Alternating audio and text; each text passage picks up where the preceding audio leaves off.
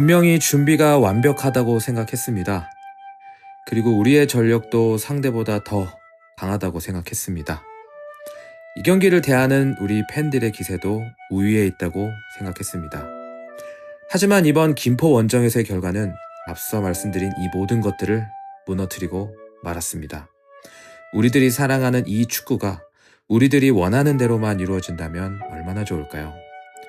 우리가 원하는 바는 명확했지만 결국 우린 김포 원정에서 무승부도 아닌 패배를 맞이하며 더욱 쓰디쓴 결과를 받아들여야 했습니다.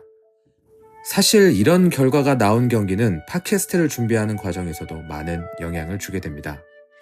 어떤 내용으로 이끌어 나가야 할지, 절망한 동료들에게 어떤 메시지로 힘을 드려야 할지 많은 고민을 하게 됩니다. 이번 팟캐스트를 준비하는 순간에도 고통스럽습니다. 어떤 이야기를 해야 할까? 그런 생각들로 너무나 쓴 고민을 해야 했습니다. 하지만 이 차가움과 치열하게 고민하는 쓰디쓴 이야기들이 우리에게 일종의 처방전이 되길 바라는 마음으로 오늘 이 시간을 가득 채워보고자 합니다. 구독자 여러분들 많이 지치실 법도 한데요. 오늘 이 시간 차분하게 저희와 함께 지난 패배를 돌이켜봤으면 합니다. 오늘도 인사드립니다. 여러분은 지금 골다방크루와 함께하고 계십니다.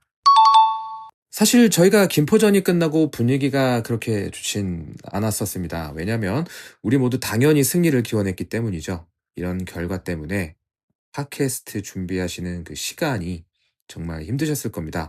한번 모셔보겠습니다. 패널분들 안녕하십니까? 안녕하십니까. 일주일 만에 다시 참독가로 돌아온 이 시대의 참 독설가 건었습니다. 반갑습니다. 네, 윤호 선생님 말처럼 일희일비하면 안 되는데 일희일비하고 계시네요. 예, 뒤에서 다시 말씀드릴게요. 네, 참독가로 돌아오신 건어스님 나와주셨고요. 예, 안녕하십니까. 저는 윤호 선생의 말씀을 잘 들어 일희일비하지 않는 중인 청주 사는 개랑 강윤입니다. 네, 아마 꾹 참고 있는 것 같은데 네, 강윤님도 피곤하시겠지만 또 나와주셨습니다.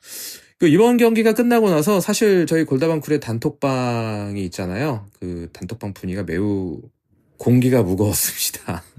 웃음기가 잠깐 사라졌었는데 저도 사실 이번 패배는 멘탈이 쉽지 않더라고요. 한 주간 어떻게 이번 패배로 인한 후유증을 잘 극복하고 계시는지 좀 들려주시면 좋을 것 같습니다. 네, 다른 리그를 안 보시는 분들도 많이 계실 텐데 이제 영국의 프리미어 리그가 개막했잖아요. 네. 그래서 저는 평소에 수원에게 당한 아픔을 아스날 축구를 보면서 치료하는 경우가 많아요. 네네. 네, 다행히 이제 아스날이 개막전에서 맹구를 꺾고 승리해서 아하. 네, 어느 정도 패배의 아픔을 극복한 것 같고요. 그리고 인천도 졌잖아요. 아, 그렇죠. 네. 네, 물론 5점 차로 따라잡지 못한 거는 아쉽지만 11점 차로 벌어졌으면 사실은 이제 우승은 끝이라고 생각해야 되거든요. 그렇죠. 그렇죠. 네. 지금 시점에서. 네네. 그래서 그것도 참 다행이라 생각하고 앞서서 언급을 잘 해주셨는데 저도 이제 윤호 선생님의 이건 세 번째 레슨 일비하지 않기 열심히 그렇죠. 실천하고 있습니다. 여기서 준비하셨구나. 네. 이걸 미리 깠군요, 제가. 이건 대본에 없었거든요. 그렇죠.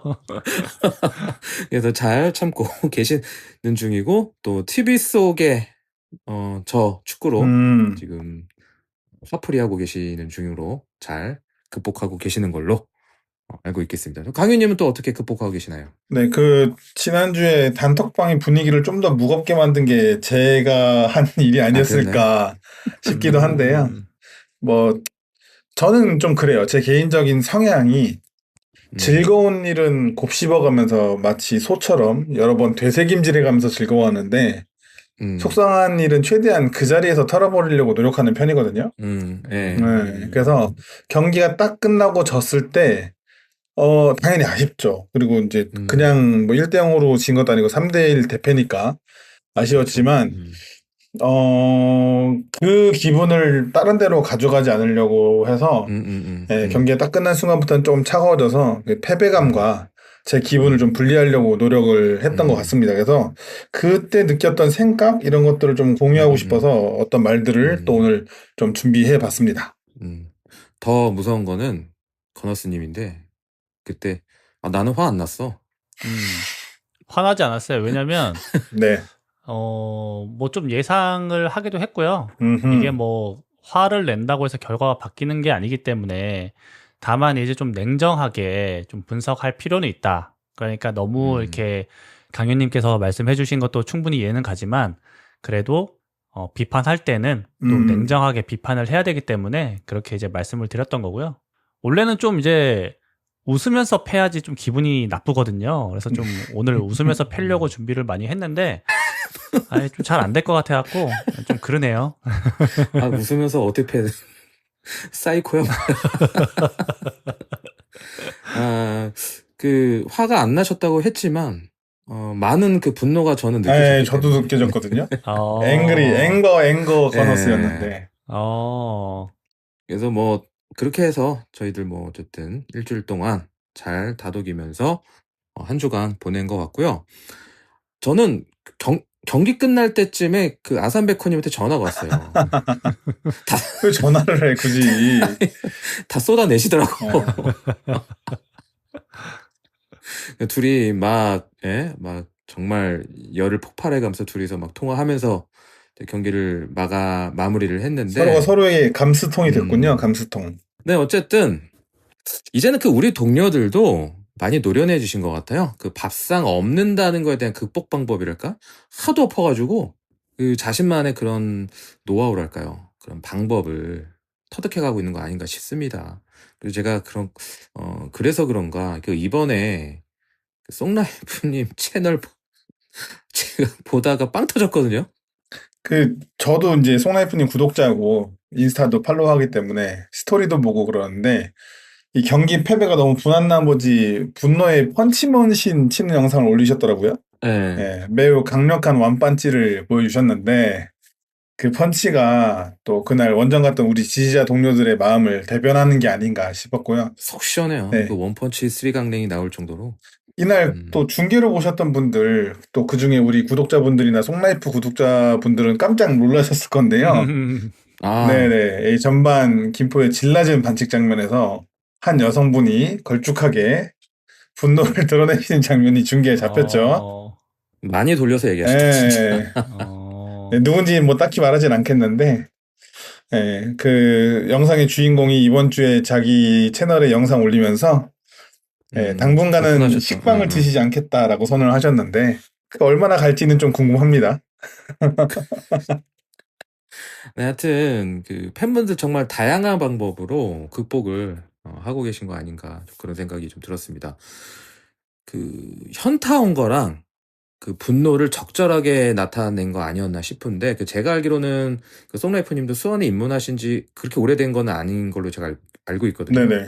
이 정도로 찐이라는 게 좀 놀라울 때가 있습니다. 그래서 듣고 계시는 분들 아직 구독 안 하셨다면 진짜 찐으로 수원사랑 실천하고 계시는 분이고 또 그런 채널이니까 또 얼마 전에 저희 팟캐스트 게스트로도 나와주셨고요. 다들 구독 한번 눌러주시면 감사하겠습니다. 그리고 김포전 얘기하니까 김포에 사는 모 수원팬 어린이의 이야기를 좀 하고 싶은데요. 듣다가 좀 슬픈 이야기일 수도 있으니까 많은 분들 솔수건 준비해 주시고요. 이거 유추할 수 있을 것 같은데? 유추하지 마시고 느낌 왔는데? 코난 짓은 하지 마시고요. 어쨌든 이 이야기의 주인공인 그 주인공의 부모님으로부터 허락을 받아서 이야기를 전하는 것임을 미리 밝히고요. 이 경기 다음날 그 어린 수원팬의 친구가 아침부터 굳이 전화를 해서 김포와 수원 경기 결과를 얘기하며 자기는 이겼다고 놀렸다는 이야기를 제가 전해 들었습니다. 아하. 네, 우리 김포 사는 어린 수원 팬 친구가 전화를 받고 많이 속상해했다고 하는 것 같고요. 예, 아마도 그 전화했다는 친구는 김포 팬이겠죠? 뭐, 그 친구는 아마도 같이 어린아이일 테니까 그 어린아이의 치기 어린 마음이라 생각하고 그 부분을 뭐라 하고 싶진 않지만 속상해하는 우리 수원팬 어린이의 마음이 좀 걱정이 되더라고요. 참 축구가 뭐라고 경기 하나 졌다고 놀림까지 당해야 하나 싶고 그래서 혹시나 이 팟캐스트가 선수나 아니면 그 주변 누군가 혹은 코칭 스태프 분들에게 받게 된다면 꼭 전하고 싶습니다. 팀은 경기에 패한다면 아쉽고 분한 것으로 끝나겠지만 그 패배로 인해서 여러 가지 상황을 감내하는 것들이 팬들에겐 있다라는 것을 좀 알아줬으면 좋겠다. 그래서 그것을 생각해서라도 조금만 더 경기장에서 띄워주고 불살라줬으면 좋겠다라는 말도 전해주고 싶습니다. 그래서 다음 경기는 꼭 이겨서 그 어린 팬의 마음을 경기력으로 달래줬으면 좋겠다라는 얘기를 하고 싶네요. 인생을 살면서 우리가 수원 팬으로서 인생을 살면서 얼마나 많은 이런 상황이 오겠어요. 그렇죠. 그러니까 더 강해졌으면 하는 바람입니다. 네. 저는 이제 그 애들한테 항상 얘기하는 게 너 놀리는 친구 필요 없어. 그런 애랑 친하게 지내지 마. 이렇게 얘기하거든요. 차단해야지. 맞아. 아침에 확인 사살한 거거든. 뭐 차마 그렇게까지 얘기 못 해주겠지만 언젠가는 갚아줄 날이 올 겁니다. 건어스님의 훈육 방식대로 자라난 아이들이 많았다면 저는 어렸을 때 외톨이였겠네요. 친구들을 놀리며 자란 편이라. 물론 저도 과거에나 그랬지 지금 그러지 않습니다. 네, 하여튼 그 확인 사살한 친구에게 우리가 리그 마지막에 한 판 더 붙을 거예요, 그죠? 김포랑 그럴 것 같은데. 네네네. 그때는 역으로 한번 확인 사살을 전화할 하는 날이. 걸로. 네. 내년에 안 보면 되죠, 뭐. 그리고. 맞아요. 네. 하여튼 강해지기를. 수원 팬은 강해져야 됩니다. 그럼요. 우리는 좌절을 통해서 강해지는 사람들이기 때문에. 근데 그 좌절이 왜 이렇게 많은지는 모르겠어요. 그만할 때 되지 않았나? 하여튼 알겠습니다. 하여튼 가셨던 분들 고생 너무나 많으셨고요. 일주일 동안 다 잘 추스르셔가지고 다음 경기 또 우리 같이 열심히 응원하셨으면 좋겠습니다. 또 저희가 김포전 리뷰하기 전에 농담도 많이 주고받고 하면 좋은데 아시다시피 지금 뭐 분위기가 좀 그렇습니다. 그래서 지금부터는 조금 무거운 마음으로 진행을 해야 할 것 같은데요. 김포 원정 이야기로 얼른 넘어가 보도록 하겠습니다. 먼저 이 경기를 보신 패널분들의 소감 간단하게 듣고 이번 시간 시작해 보도록 하겠습니다. 강효님부터 시작해 주시죠. 준비한 것이 잘 통했던 김포와 준비한 것이 제대로 되지 않았던 수원이었다라고 좀 봤는데요. 김포는 단단한 수비 블록, 순간적인 전진 압박, 단순하고 빠른 공격 전개 등을 잘 준비해왔고 그것을 10분 활용해서 수원을 괴롭힌 반면 수원은 이 중앙을 향한 다이렉트 공격이나 가운데서 만들어가려는 패스 플레이, 선발 라인업의 변화를 통한 전술적인 형태의 변화 같이 또 준비한 것이 분명히 있었지만 그것이 전혀 통하지 않으면서 스디슨 패배를 맛봐야 했다라고 봤습니다. 네, 말씀하신 대로 이게 나름의 준비는 했어요. 네, 근데 이제 그게 통하지 않아서 어려움을 겪었던 경기였고요. 건너스님 계속해서 해주시죠. 네, 제가 경기 결과를 저희 꼴더방크루 공식 인스타그램 스토리에 올리면서 썼던 말인데요. 네, 이럴 줄 알았다. 수원한테 그렇게 속아놓고 또 속은 제 자신을 보면서 좀 아직 멀었구나 하는 생각이 들었고요. 안산전과 비교하면 선발 라인업이 6명이나 바뀌었거든요. 네. 물론 뭐 어쩔 수 없는 변화도 있었지만 이해하기 어려운 그런 변화도 있었고요. 전술 변화 또한 있었는데요. 뭐 이것도 제 개인적인 생각입니다만 좀 이해하기 어려웠습니다. 그리고 이날 경기가 올 시즌 처음으로 전방의 판타스틱4 중에 한 명도 선발로 나오지 않은 경기였거든요. 무진창. 예, 이 외국인 공격수 4명이 수원에서 차지하는 비중이 얼마나 큰지, 그리고 이 선수들이 없는 수원은 그저 그런 중위권 팀이구나 하는 걸 여실히 느낄 수 있었던 경기였다고 생각합니다. 뭐 처음부터 멘트가 좀 무겁네요. 예, 웃으면서 했었어야 되는데 아쉽네요. 지난번에 우리가 이 경기 예측하면서 솔직히 우리는 수원을 응원하는 팀의 팟캐스트니까 뭐 무승부나 패배로 예측하기는 사실 어렵잖아요. 그렇죠. 아무래도. 그래서 이제 그거를 이제 뭐 예를 들어서 2대1승 어려울 겁니다. 이러면은 진짜 어려울 거라고 예상을 하셨기 때문에 그 정도 거는 건데, 또 건어스님 솔직한 마음으로 그때는 스코어를 한 어느 정도로 예측하고, 그러니까 경기 결과를 어떻게 예측을 하셨어요? 진짜 찐으로. 그러니까 비기면 다행이라고 생각했어요. 비기면 다행. 그 정도로? 네. 그러니까 이제 무실점을 했으면 좋겠다. 우리가 골을 넣진 못하더라도. 근데 아마 쉽지 않은 경기가 될 거다라고 생각은 했는데, 뭐 이렇게 크게 질 줄은 사실 몰랐어요. 그러니까 완전 이렇게 고전할 거라고는 예측을 하셨던 거네요. 그러니까 경기가 원하는 대로 풀리진 않을 거다. 네. 그렇게는 생각했죠. 네, 하필 또 그 마음속의 외침이 현실이 되어가지고 씁쓸했던 했던 것 같습니다. 김포전, 그 직전에 있었던 경기보다 선발 라인업에 많은 변화가 있었습니다.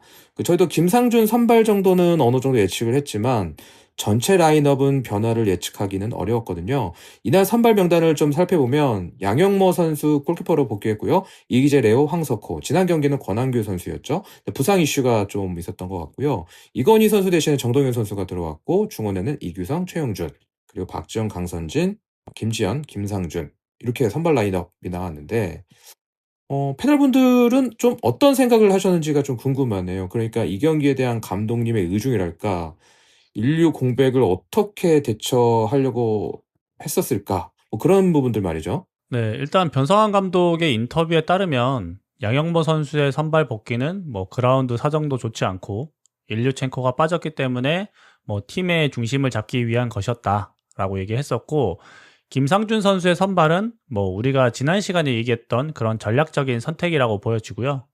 이제 강성진 선수의 선발도 최근에 몸 상태나 또 세라핌 선수의 체력 안배를 좀 고려한 것 같고, 정동현 선수의 선발은 후방에서의 안정감과 루이스를 막기 위한 선택, 뭐 권한규 선수의 뭐 배제는 뭐 통증으로 인한 뭐 배제였다 이렇게 설명을 하셨었는데요. 제가 이 라인업을 보고 대충 예상했던 경기 플랜은 이 정동현 선수가 패스나 중앙지향적인 움직임이 좋으니까 후방에서 센터백과 함께 3백을 구성하면서 미드필더의 빌드업 가담을 최소화하거나 아니면 미드필더가 후방 빌드업에 관여를 하면 인버티드로 들어와서 3-2 중에 2 위치에 서지 않을까 하는 생각을 했거든요. 근데 이제 우리가 후방 빌드업을 하는 상황에서는 이제 측면에 위치해 있었고, 볼이 상대의 1선을 통과하거나 아니면 왼쪽 편에 있을 때는 2선까지 올라와서 플레이를 했었어요. 뭐 근데 이게 연결이 잘 안 되고 잘리면 사실은 이제 커버가 매우 힘든 상황이 발생하거든요. 뭐 실제로도 경기 중에 이런 장면이 좀 많이 나왔었고요. 강성진 선수의 선발은 이제 반대발 윙어이다 보니까 사이드에서 안쪽으로 들어가는 움직임을 많이 가져가지 않을까 했었는데 뭐 그런 모습도 잘 나오지 않았었고요. 뭐 저도 그렇고 우리가 지난 시간에 중원을 거치는 플레이는 좀 지양하고 다이렉트한 플레이와 제공권을 활용하는 플레이를 했으면 좋겠다라고 얘기를 했었잖아요. 그렇죠. 예, 네. 그래서 김상준 선수가 나온 것 같은데 뭐 어쨌거나 감독님의 의중이 경기장에서 잘 나타났냐, 그리고 이게 잘 통했냐, 이 부분에 대해서는 또 다음 주제에서 이야기를 해보도록 하겠습니다. 지금 말씀하시는 걸 쭉 들어보니까 마치 그런 게 좀 떠올랐거든요. 분명히 감독님도 의도가 있고 의중이 있었지만 감독님께서 스스로 그 시즌 개막 직전에 하셨던 인터뷰 기억나시죠? 계획은 있다. 누구나 그렇듯한 계획은 있다. 뭐 그 뒤는 말씀드리지 않겠습니다만 좀 처참한 좀 기분이 좀 드네요. 뭐 제 개인적으로 좀 그런 생각이 좀 들었고요. 계속해서 들어보겠습니다. 저희 그 오프닝 토크에서 단톡방 이야기가 나와서 계속 이어가는데, 단톡방에서 경기에 대한 이야기를 나눌 때 저는 이 선발 라인업에 대해서 어느 정도는 이해가 간다라고 말씀을 드렸던 기억이 있거든요.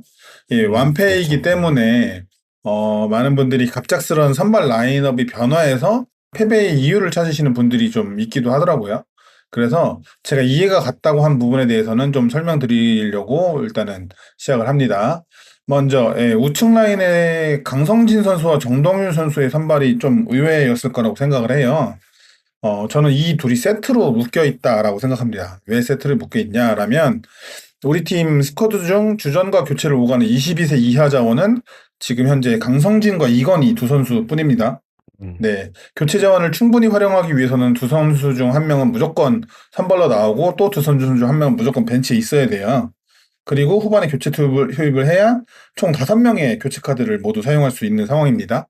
그래서 이건희 선수가 출전한다면 뭐 세라핌이 나오는 거고, 정동윤 선수가 출전한다면 강성진이 나올 수밖에 없었다. 이건 세트로 묶이는 거다. 출전 규정 활용을 위한 이라고 좀 저는 생각을 했고, 또 정동윤을 결국에는 그래서 선발로 선택을 한 듯 보입니다. 그 정동윤 선수가 출전하면서 이제 22세 선수가 필요했기 때문에 아까 말씀드린 강성진 선수가 출전을 했고요. 전반 경기력만 보면 상대 에이스라고 하시는 루이스를 그래도 정동윤이 전 잘 막아냈다라고 생각을 합니다. 루이스가 역할을 스스로 많은 역할을 하지 않으려고 하는 플레이, 좀 간결한 플레이를 했던 것도 사실이지만 그래도 정동윤의 어쩌던 그런 위치 선정이나 아니면 수비 자세 같은 것이 좋아서 루이스가 뭐 전후반 합쳐서 2번 슈팅을 기록하긴 하지만 그렇게 좋은 슈팅을 하지 못하게끔 잘 막아냈고 영향력을 좀 줄였다라고 생각을 해서 저는 정동윤 선수의 선발 출전은 꽤 타당했다. 아쉬운 건 정동윤과 세트로 나온 강성진의 활약이었다라고 생각하는데요. 우리가 이제 강성진 선수를 보면서 영입할 때도 기대했던 게 그 왼발로 안쪽으로 오른쪽 우측면에서 왼발로 접어 들어오면서 하는 어떤 슈팅이나 패스 이런 화려한 플레이들을 공격적인 플레이들을 기대했는데 볼을 높은 위치에서 받는 경우를 많이 못 보여줬고 오히려 수비 가담 하냐고 좀 바쁜 모습도 좀 보여줬고 또 공을 잡더라도 뭐 그라운드 사정 때문인지 모르겠지만 좋은 왼발을 잘 사용하지 못하는 모습을 보여줬기 때문에 그게 좀 많이 아쉬웠다고 생각을 해요. 그리고 이제 후반 실점이 많은 김포거든요. 김포의 기록을 보면. 그래서 그것을 노리기 위해서 아마 또 세라핌을 후반에 투입하려는 수가 아니었나 이런 생각도 좀 해서 이런 식으로 선발 라인업이 구성됐다. 그리고 일류첸코의 공백을 메우기 위해서 김상준 선수가 이제 포워드로 기용됐잖아요. 이것도 저는 어느 정도는 이해가 갑니다. 왜냐면 지난 인터뷰들에서 계속 김상준이 공격수로서 연습을 하고 있다라는 말도 했었고 또 어쨌든 안산과의 경기에서는 좋은 헤딩 경합 모습을 보여줬기 때문에 그것을 생각해서 김포전에서도 그걸 바라고 투입을 한 게 아닌가라는 생각했지만 결과적으로는 강성진과 김상준이 바라는 만큼의 경기력을 보여주지 못했기 때문에 그 선택이 좋았냐 나빴냐를 따지면 나빴다. 하지만 그 결정이 이해가 가지 않느냐 이해가 가는 결정이냐라고 생각하면 이해가 가는 결정일 수 있다. 이렇게 말씀을 좀 드리고 싶습니다. 네, 잘 요약해서 말씀을 해주셨고요. 그럼 저희가 지금 선발 라인업 얘기를 좀 했는데 두 패널분들 다 말씀해 주셨잖아요. 감독님이 선택하기 위해서 이런 의중들이 있었다라고 말씀을 해주셨는데 상대편 김포는 어떻게 우리를 상대했다고 보셨는지 또 그에 따라서 우리의 경기 방식도 좀 같이 곁들여서 이야기해 주시면 감사하겠습니다. 네, 제가 지난주에 김포를 분석하면서 우측 스토퍼의 그 김동민 선수를 조심해야 된다. 이렇게 말씀을 드렸었는데요. 김동민이 부상으로 명단에서 제외가 됐어요. 안 나왔죠. 네, 그래서 오라 다행이다 생각했거든요. 솔직히 안 나와서 했는데 지난 시즌에 그 자리를 잘 지켜줬던 박경록 선수가 다시 돌아와서 출전했습니다. 수원이 공격 시에 이제 건너스님이 말해줬지만 풀백이 전진을 하잖아요. 그 뒷공간에 대한 문제가 분명히 있는 팀이긴 합니다. 그리고 또 건너스님이 자주 지적을 하듯 상대가 한 번에 넘어왔을 때 포켓 공간을 그냥 내주는 경향을 좀 보여줘요. 이게 수원의 가장 치명적인 이제 단점입니다. 공간을 내주면서 그냥 뒷걸음질 치는 수비를 하죠. 누가 한 명이 나서서 그거를 커버하기보다는. 이 부분을 김포가 좀 잘 연구해 왔다라고 저는 좀 봤어요. 수비 시에는 5백의 형태를 유지하고 미드필더까지 사이드로 가담하면서 수원이 가장 잘하는 측면 공격을 좀 막아 세우고 공격 시에는 지난주 분석 때도 말씀드린 것처럼 많은 과정을 거치기보다는 긴 패스나 한 명의 선수가 전진하면서 공을 좀 심플하게 전방으로 올라오는 방식을 택했고 또 김동민 선수가 해줬던 것처럼 박경록이 풀백처럼 전진하면서 순간적으로 숫자 싸움을 걸어오는 방식도 굉장히 적극적으로 잘 활용해줬다. 결국 그 고정원 감독이 수원을 잘 분석했고 분석한 것을 플레이로 좀 잘 구현해냈다. 라고 봤고요. 경기 운영 자체는 거칠었고 또 그것을 용인한 심판의 덕을 본 것은 분명하지만 그래도 준비를 좀 더 잘한 것은 김포였음이 반론의 여지가 없지 않나 이런 생각을 했습니다. 그러니까 김포가 집요할 정도로 수원을 잘 분석했네요. 저는 그렇게 봤어요. 커더스님은 어떠세요? 일단 뭐 제 얘기를 좀 하자면요. 먼저 김포는 5-4-1 대형으로 수비를 하면서 라인을 높게 올리진 않았어요. 아래에서 수비하면서 볼을 끊어내면 지난주에 강윤님께서 잘 설명해 주신 대로 모든 볼은 루이스에게 향한다. 그러니까요. 처럼 역습 상황에서도 루이스, 후방에서 볼을 잡았을 때도 루이스를 향한 패스 선택을 많이 했는데요. 이날 루이스 선수가 27개의 패스를 시도하고 그 중에서 21개의 패스를 성공시키거든요. 높은 위치인데도 불구하고. 높네요, 상당히. 그렇죠. 이게 평소보다 대략 7개에서 8개가 많은 수치예요. 그러니까 루이스를 적극적으로 매우 잘 활용했다라고 볼 수 있고요. 수비 상황에서는 앞서 말씀드렸듯이 라인을 올리지 않고 우리 진영에서 스로인을 할 경우에만 높은 위치에서 압박을 했는데요. 특히나 김포의 미드필더가 우리의 미드필더를 맨투맨으로 붙고 측면 공격수가 우리의 풀백을 마크하는 형식을 취했었는데 제가 지난 시간에 말씀드렸듯이 이게 우리 맞춤이에요, 그냥. 모든 팀이 이렇게 하면 우리가 아무것도 못합니다. 안산전에서는 미드필더가 아래로 내려가고 풀백이 높게 전진하면서 측면에서 수적 우위가 발생하니까 그나마 이제 우리의 측면이 살아났었던 거고요. 상대가 이제 김포처럼 미드필더를 압박하고 우리의 측면 공격수가 가서 마크를 하면 진짜 아무것도 못하거든요. 근데 이제 그럼에도 우리가 경기를 그나마 잘 풀어냈던 건 순전히 그냥 개인적인 능력이었어요. 선수들의 개인적인 능력. 예. 그리고 최전방에 위치한 김지현 선수와 김상준 선수를 센터백들이 맨마킹을 하면서 중앙으로 패스가 연결되더라도 끊기는 경우가 많았었고, 김포 선수들이 수비 상황에서는 되게 조직적으로 압박을 굉장히 잘했기 때문에 우리의 공격이 잘 풀리지는 않았습니다. 이제 그러면 수원은 어떻게 경기를 준비했냐? 수원은 평소에 4-3-3이 아니라 4-4-2를 들고 나왔거든요. 네. 예, 그리고 김상준 선수가 투톱으로 나왔었고요. 이게 일류첸코 선수의 공백을 메우기 위해서 그리고 김포를 공략하기 위한 선택이라고 생각은 하는데요. 이 공미가 없기 때문에 발생하는 이선 공간을 이 강성진 선수가 안으로 들어온다든지 아니면 정동윤 선수가 안으로 들어온다든지 하는 시프트도 나름 준비를 하긴 했어요. 근데 이게 핑계라고 하면 좀 그렇지만 잔디 상태가 너무 안 좋았기 때문에 기본적인 볼 트래핑이나 패스 정확도가 너무 떨어져서 우리가 잘하는 패턴 플레이나 시프트가 제대로 먹혀들지 않았었고요. 이 수비에서는 상대의 측면을 막기 위해서 왼쪽에서는 박지원 선수가 깊게 내려가서 5백처럼 수비를 한 반면 오른쪽에서는 강성진 선수의 수비 커버가 저는 이제 그렇게 좋지는 않았다고 느꼈어요. 이 루이스 선수가 헤딩으로 떨궈주는 패스를 이제 받으러 가는 김포의 선수들을 우리가 제대로 마크하지 못했었거든요. 그리고 이제 김동민 선수 대신에 나왔던 이 박경록 선수의 순간적인 공격 가담을 우리가 제대로 제어하지 못하면서 이 박경록 선수가 이날 1골 1어시스트를 기록합니다. 대활약을 했죠. 네. 그래서 작년보다 선수들은 분명히 나아졌는데 수비가 개선되지 않아서 이하라 코치까지 선임을 했는데 이놈의 수비는 도대체 언제 개선이 될지 좀 참 답답합니다. 저 권호수님 말에 이어서 조금만 더 붙이자면 권호수님 말이 매우 맞고 특히 이제 측면에서 우리가 막힐 때 아무것도 못하는 것에 대해서도 우리가 항상 겪는 굉장히 어려움입니다. 근데 이때 우리가 그나마 이제 풀어 나갔던 것은 개인 능력이라고 잘 말씀해 주셨는데 특히 누구의 개인 능력이었나가 저는 좀 알아볼 필요가 있다고 생각하는데 파울리뉴 선수의 개인 능력이었다고 저는 생각합니다. 무슨 개인 능력이었나? 이 선수가 개인 드리블이 좋은 선수는 아니에요. 그런데 위치 선정과 원터치 패스가 리그에서 탑급이라고 저는 생각을 합니다. 우리 측면 선수가 고립 때도 자리를 잡아주고 자기한테 패스가 왔을 때 길게 끄는 것보다는 원터치로 싹 돌려주면서 살아나올 수 있는 길을 만들어주는 게 또 파울리뉴 선수였다라고 봤거든요. 측면이 막힐 때. 근데 이번 경기에는 김상준 선수가 그 역할을 좀 해주려고 노력은 했던 것 같아요. 경기에 보면 어쨌든 중앙이나 전방 쪽에서 링커의 역할을 해주려고 했던 건 같은데 그게 잘 되지는 않았기 때문에 우리가 이제 공격이 이제 어려웠던 거라고 생각해서 선수단 스쿼드가 대단히 좋은 건 맞습니다.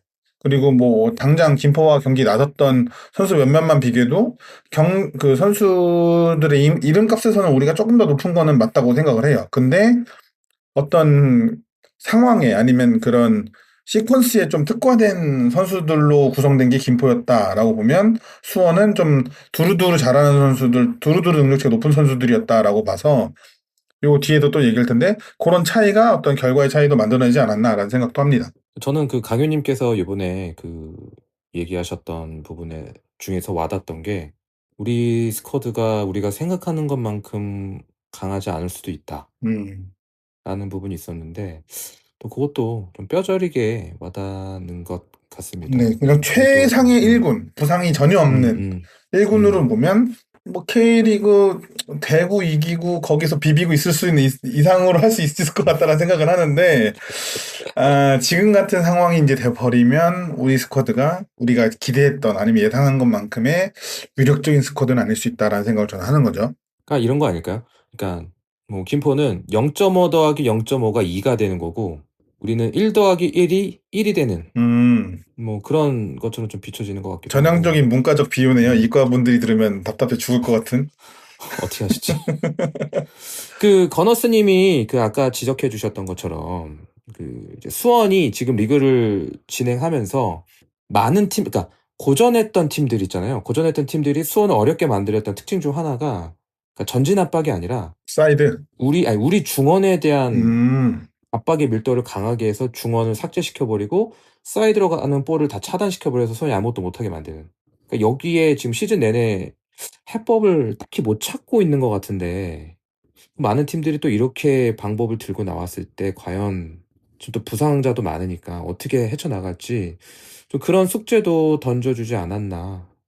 좀 김포전이 좀 그런 생각을 좀 들게 하는 것 같아요. 뭐 자세한 얘기는 또 뒤에 가서도 자세히 이야기를 좀 해볼 예정이고요. 그 끝나고 감독님 인터뷰를 보니까 그 뒤에서 미드필더 운영 방법을 훈련했고 골키퍼 셋업부터 시작했을 때 우리가 롱볼이 아니라 시프트 훈련을 했다라고 하셨는데 막상 이렇게 훈련해놓고 경기 당일에는 현장에서 위험성이 크다고 판단해서 단조롭게 풀어나갔다라고 하셨거든요. 근데 저는 이 부분이 좀 의아해요. 롱볼로 하지 않을 건데 김상준으로 훈련시켰다가 골키퍼 셋업부터 준비했는데 발밑이 더 좋다고 평가받는 김민준이 아닌 양영모라든가. 하지만 결국 또 경기는 준비한 걸 실행하지 않았고요. 이 부분은 또 어떻게 보셨는지가 좀 궁금하네요. 뭐 예상했던 것보다 김포의 잔디 상태가 좋지 않았던 것 같아요. 물론 뭐 사전에 방문해서 잔디 상태를 점검했으면 좋았겠지만 그게 뭐 현실적으로 가능한 건지 아닌지는 알 수는 없지만 최악을 가정한 준비는 부족했다라고 생각하고요. 말씀하신 대로 잔디가 최악이었기 때문에 발밑이 좋은 골키퍼를 내보내야 하는 거 아닌가 싶은데 뭐 앞서 말씀드린 대로 팀의 안정성을 더 중요하게 생각하신 것 같아요. 하지만 결과는 팀의 안정성도 골키퍼부터 시작되는 빌드업도 모두 실패라고 봐야 될 것 같고요. 제가 이제 김민준 선수와 양영모 선수의 기록을 좀 살펴봤는데요.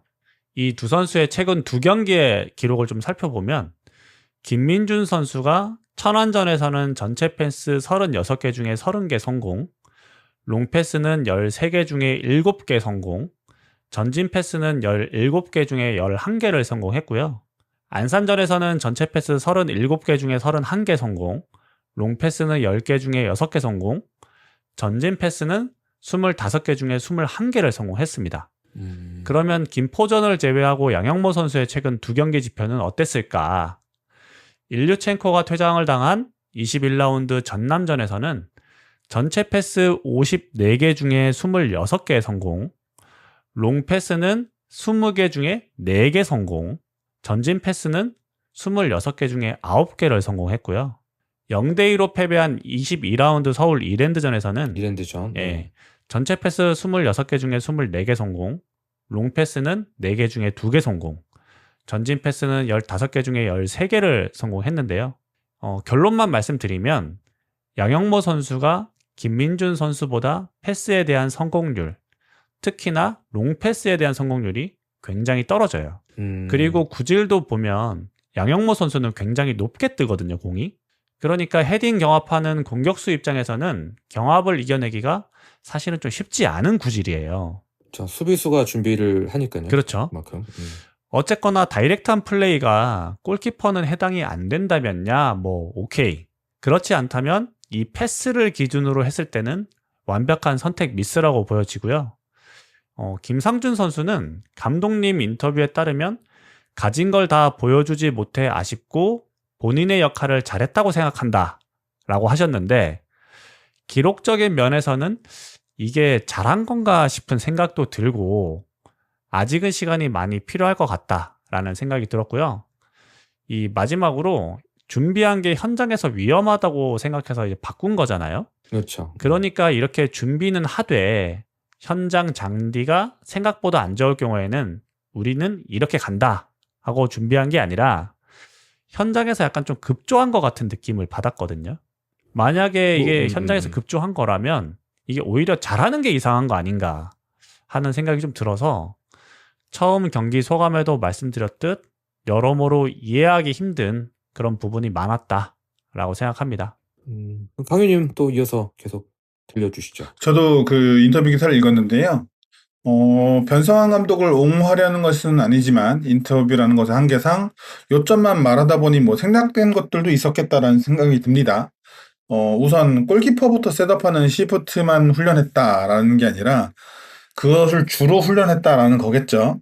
롱볼도 물론 훈련을 했겠고요. 그 중에 롱볼을 쓰는 게 더 맞다라고 판단했으니 롱볼을 썼겠지. 아예 준비가 안 된 걸 쓰진 않았을 거다라는 게 제 기본적인 생각이에요. 이게 상식이고.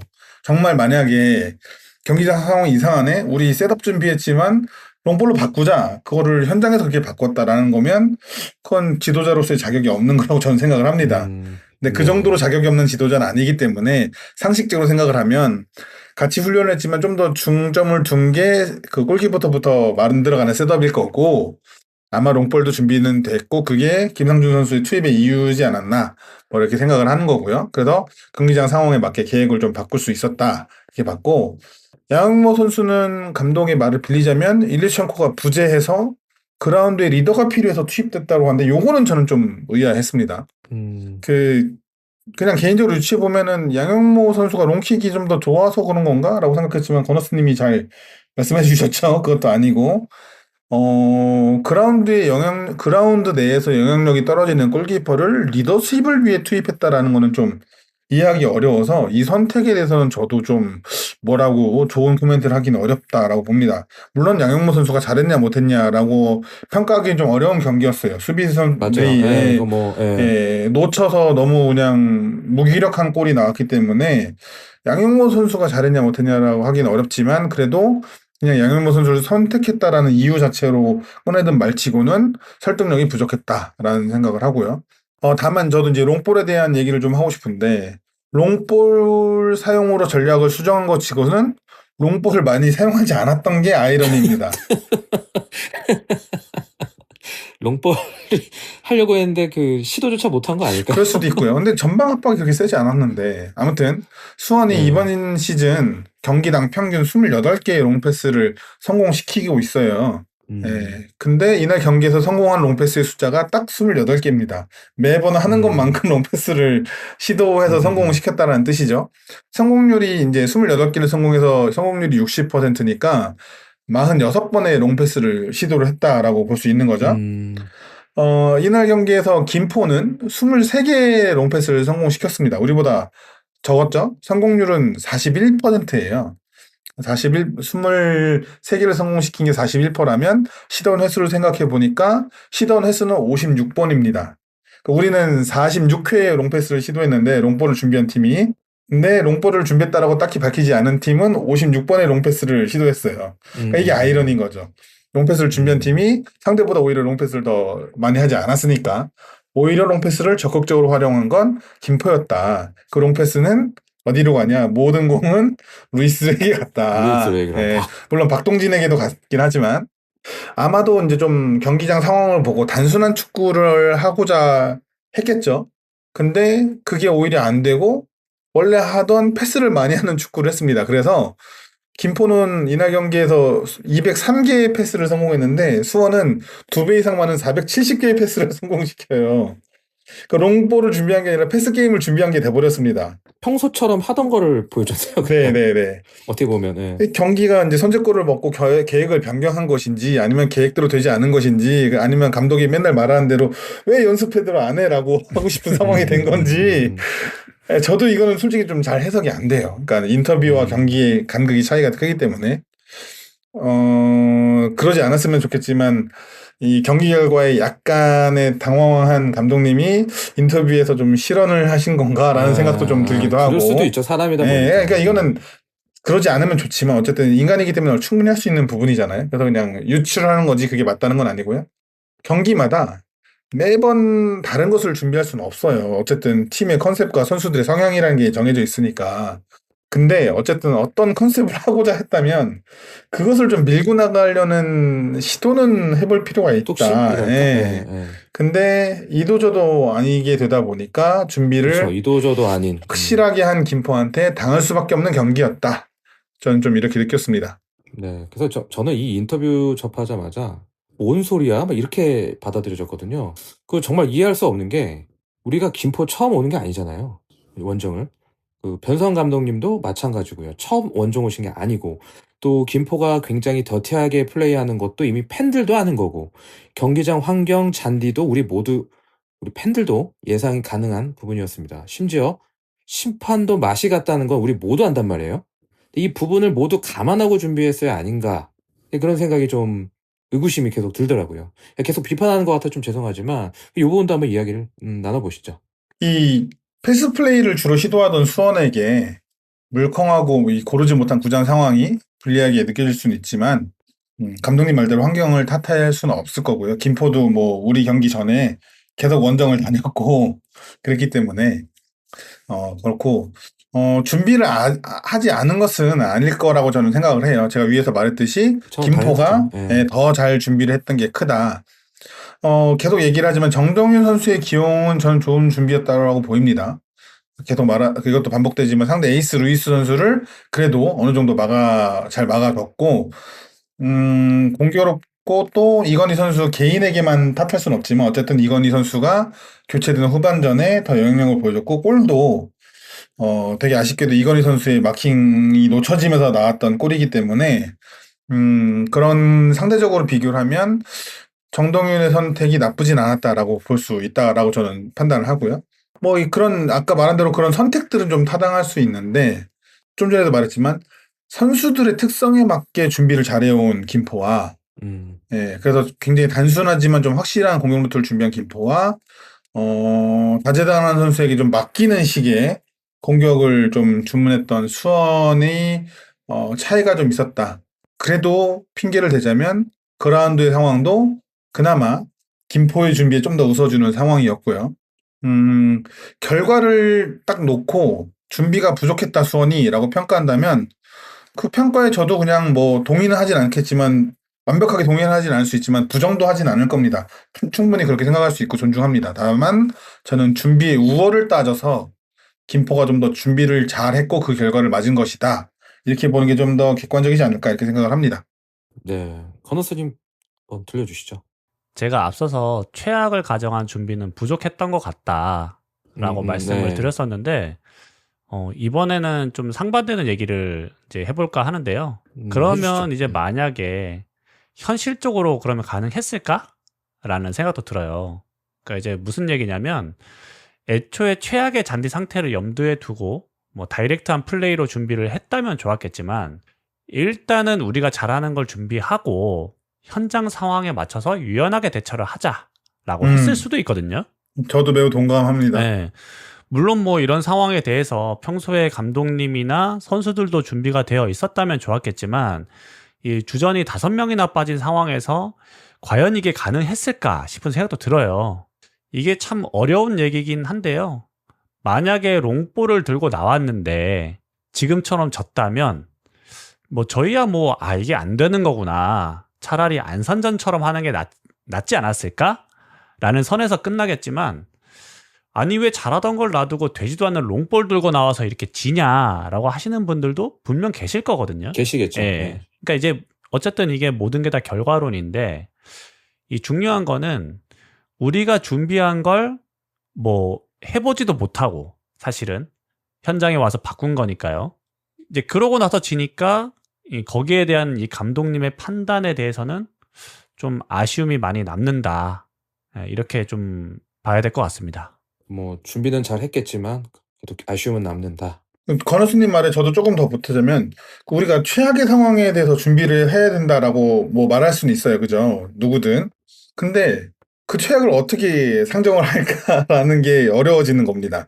예를 들면 수원의 클럽하우스는 가장 좋은 잔디 상태로도 유명합니다. 거기서 훈련을 연습하면서 김포전을 잔디를 예상하고 준비하기 쉽지 않죠.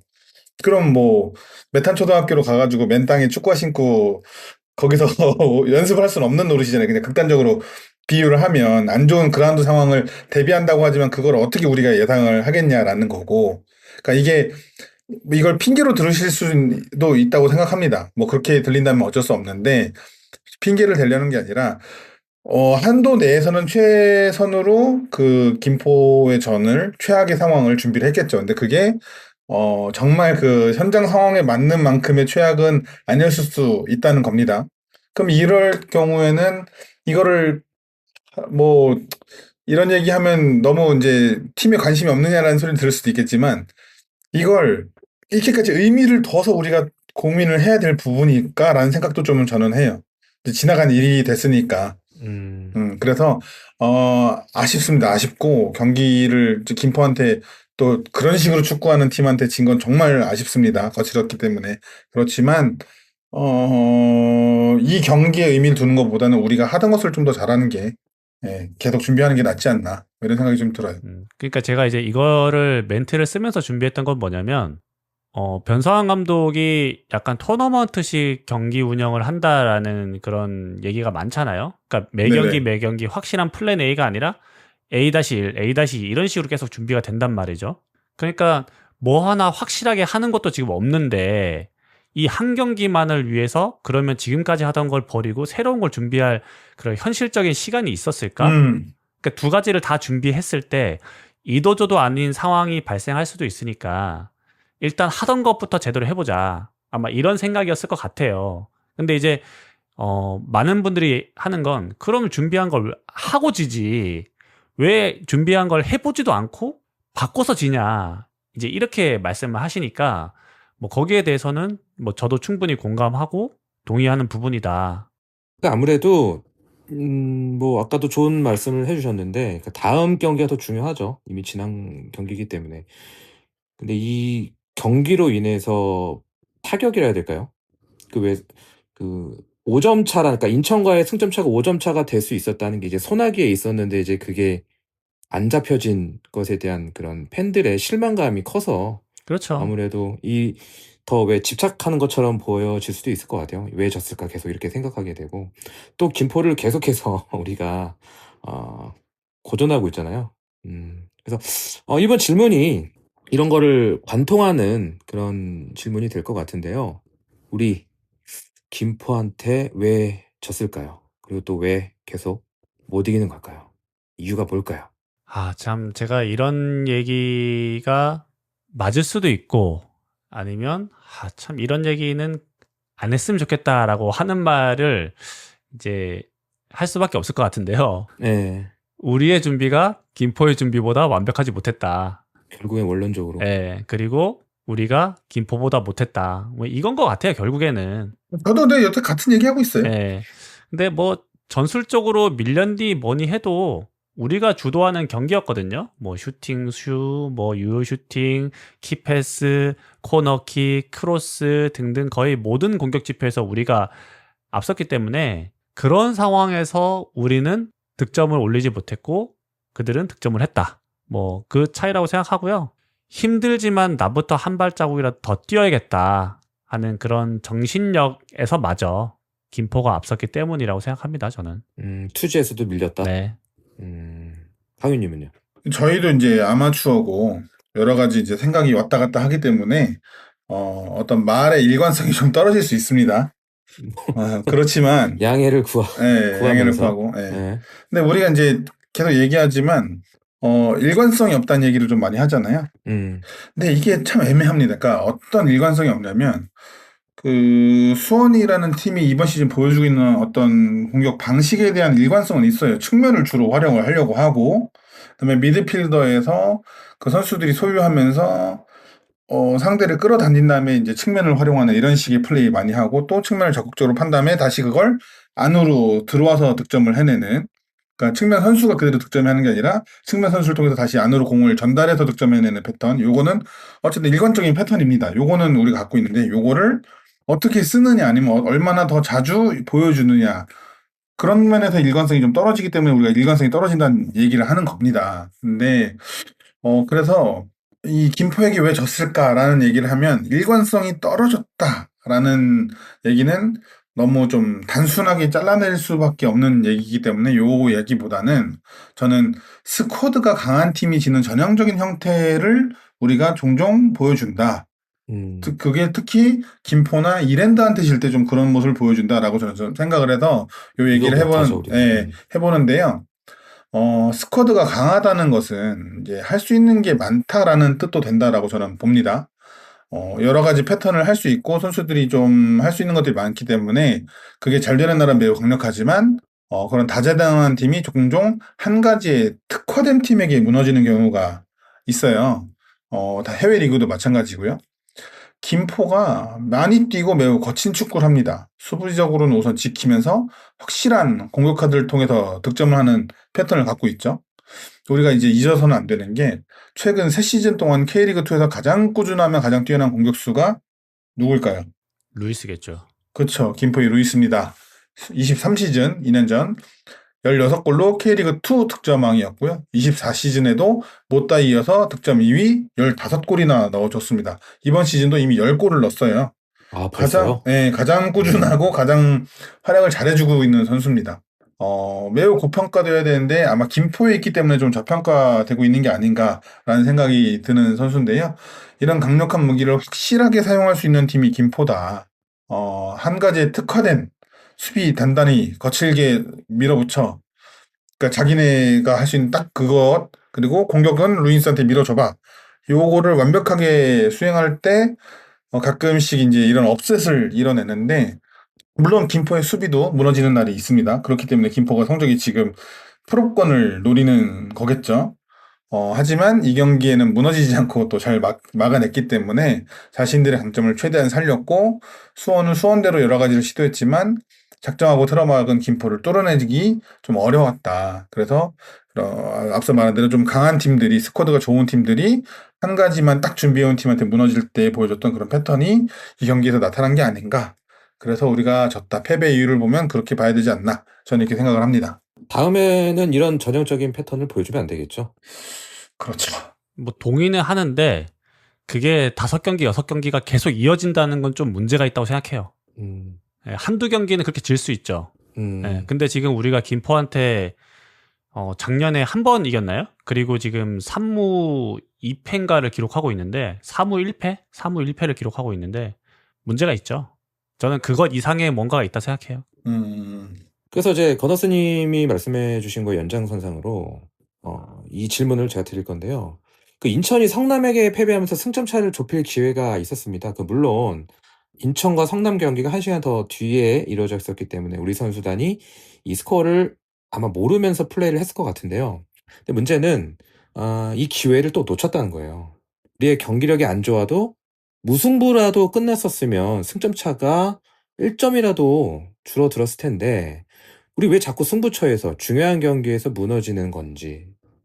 분명 지금 2위라는 스코어는 좋은 수준이라고 보입니다만 승부처를 임하는 경쟁력은 너무 부족한 거 아닌가. 자, 그러니까 유독 김포전에 약한 부분도 있을 테고 지금 당장 습격 경쟁을 하고 있는 뭐 인천, 또 유독 또 약한 서울 이랜드. 지금 이 팀들과의 그 승점에서도 우리가 한 2, 3패만 안 당했어도 아니 2패만 덜 당했어도 지금 순위권이 좀 달랐을 거라는 생각도 들거든요. 근데 이게 작년 올해의 문제도 아니고 강등 이전에도 수원이 이런 경쟁 관계에 있는 중요한 승부처에서 밥상을 너무 자주 엎었어요. 그러니까 너무 고질병처럼 이오는 거 아닌가. 이 부분에 대해서도 한번 이야기를 해봤으면 좋겠습니다. 네, 저는 우선 이 질문에 대한 답이라기보단 질문을 들으면서 든 생각을 좀 준비를 해왔기 때문에 어떻게 보면 결이 좀 다른 이야기일 수도 있습니다. 그래서 경기나 스쿼드에 대한 분석적인 것보다 우리가 이제 팬으로서 겪는 감정들에 대한 얘기를 이 질문을 들으면서 좀 떠올려서 좀 하고 싶은데요. 인천과 성남의 경기가 지미스님이 잘 말씀해 주신 대로 수원의 경기 뒤에 치러졌습니다. 그래서 수원과 김포의 경기, 인천과 성남의 경기 두 경기가 끝나고 보니 우리가 이겼으면 인천을 쫓아갈 수 있는 상황이었는데 그러지 못해 참 아쉽다는 생각이 들었어요. 저는 딱 여기까지였습니다. 이게 뭘 말씀드리고 싶은 거냐면 결과가 나오고 보니 따라잡을 수 있는 좋은 찬스였던 것이지 김포와의 경기가 시작하기 전에는 이 경기가 중요하다, 승부처다라고 생각하지 않았을 수 있다는 겁니다. 뭐 우리는 팬이기에 또 지지자기에 늘 팀의 승리를 바라고 원합니다. 그래서 팀이 이기고 지는 일에 의미를 부여하게 되죠. 특히 지는 날에는 중요한 경기에서 패배했다, 승부처에서 미끄러졌다라면서 그런 경향이 좀 강해지기도 한다라고 저는 느껴요. 이것을 좋다 나쁘다라는 문제를 가지고 말하는 게 아닙니다.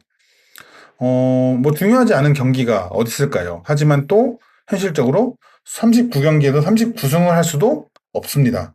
그건 게임에서나 가능하겠죠. 피파 하면은 시즌 치르면 그렇게 하니까.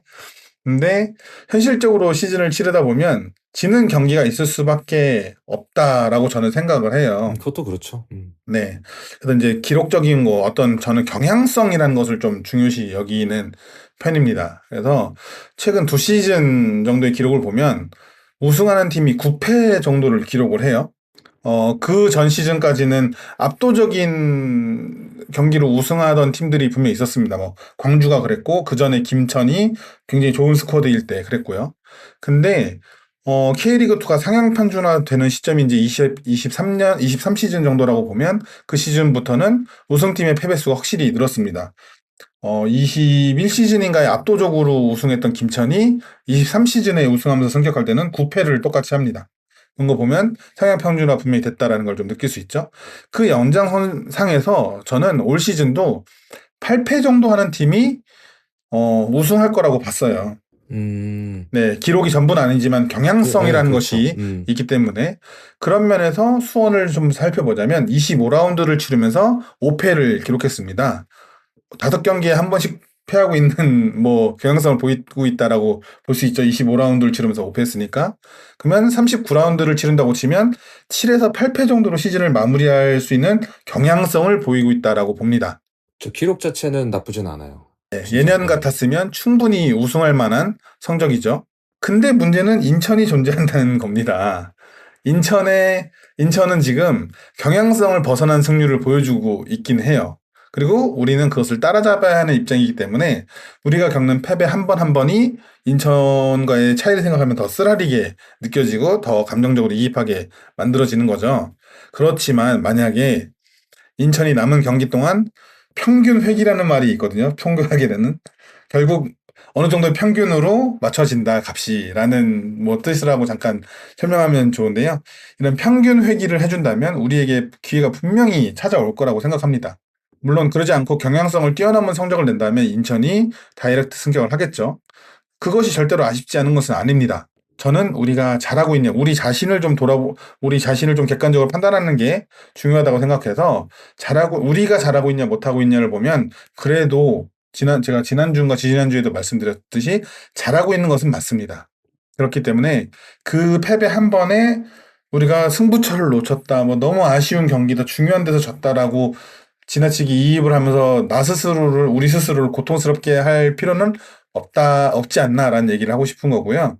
물론 이랜드와 인천에게 모두 치고 또 김포에게 어려움을 겪고 이겨내지 못하는 모습은 분명히 아쉽습니다. 하지만 또 작년 안양처럼 우리한테 모두 졌지만 우승은 해낼 수도 있는 거예요. 그러니까 결국에는 그 결과로서 모든 게 결정이 나겠죠. 그렇지만 그런 경향성들은 분명히 어떤 이런 스포츠에서는 기록상으로의 경향성은 분명히 존재하고 그것들이 어느 정도는 신빙성 있는 통계가 된다라는 생각을 해서 경기 뭐 하나하나 치열하게 우리가 대하는 것은 굉장히 좋지만 기나긴 시즌을 치르다 보면 패배는 결국 올 수밖에 없는 거다. 분명히 아쉬운 건 사실이지만 겪는 패배 한 번 한 번의 상처를 받기보다는 아쉽고 쓰라린 감정 느끼고 털어내고 또 다시 다음 경기를 준비하고 기대하는 게 우리가 건강히 수원을 응원하는 데 좋지 않을까. 그래서 얘기가 좀 달라졌을 수도 있습니다. 이 질문과는. 그렇지만 이 질문을 들으면서 승부처다라는 것에 너무 우리가 몰입할 필요가 없진 않나. 39경기를 다 치렀을 때 우리의 지금 보여준 경향성대로 한 8패 정도 하고 끝나면 굉장히 잘 치는 시즌이다라고 우리는 좋게 평가해 줄 수도 있는 거다. 이렇게 저는 좀 생각을 합니다.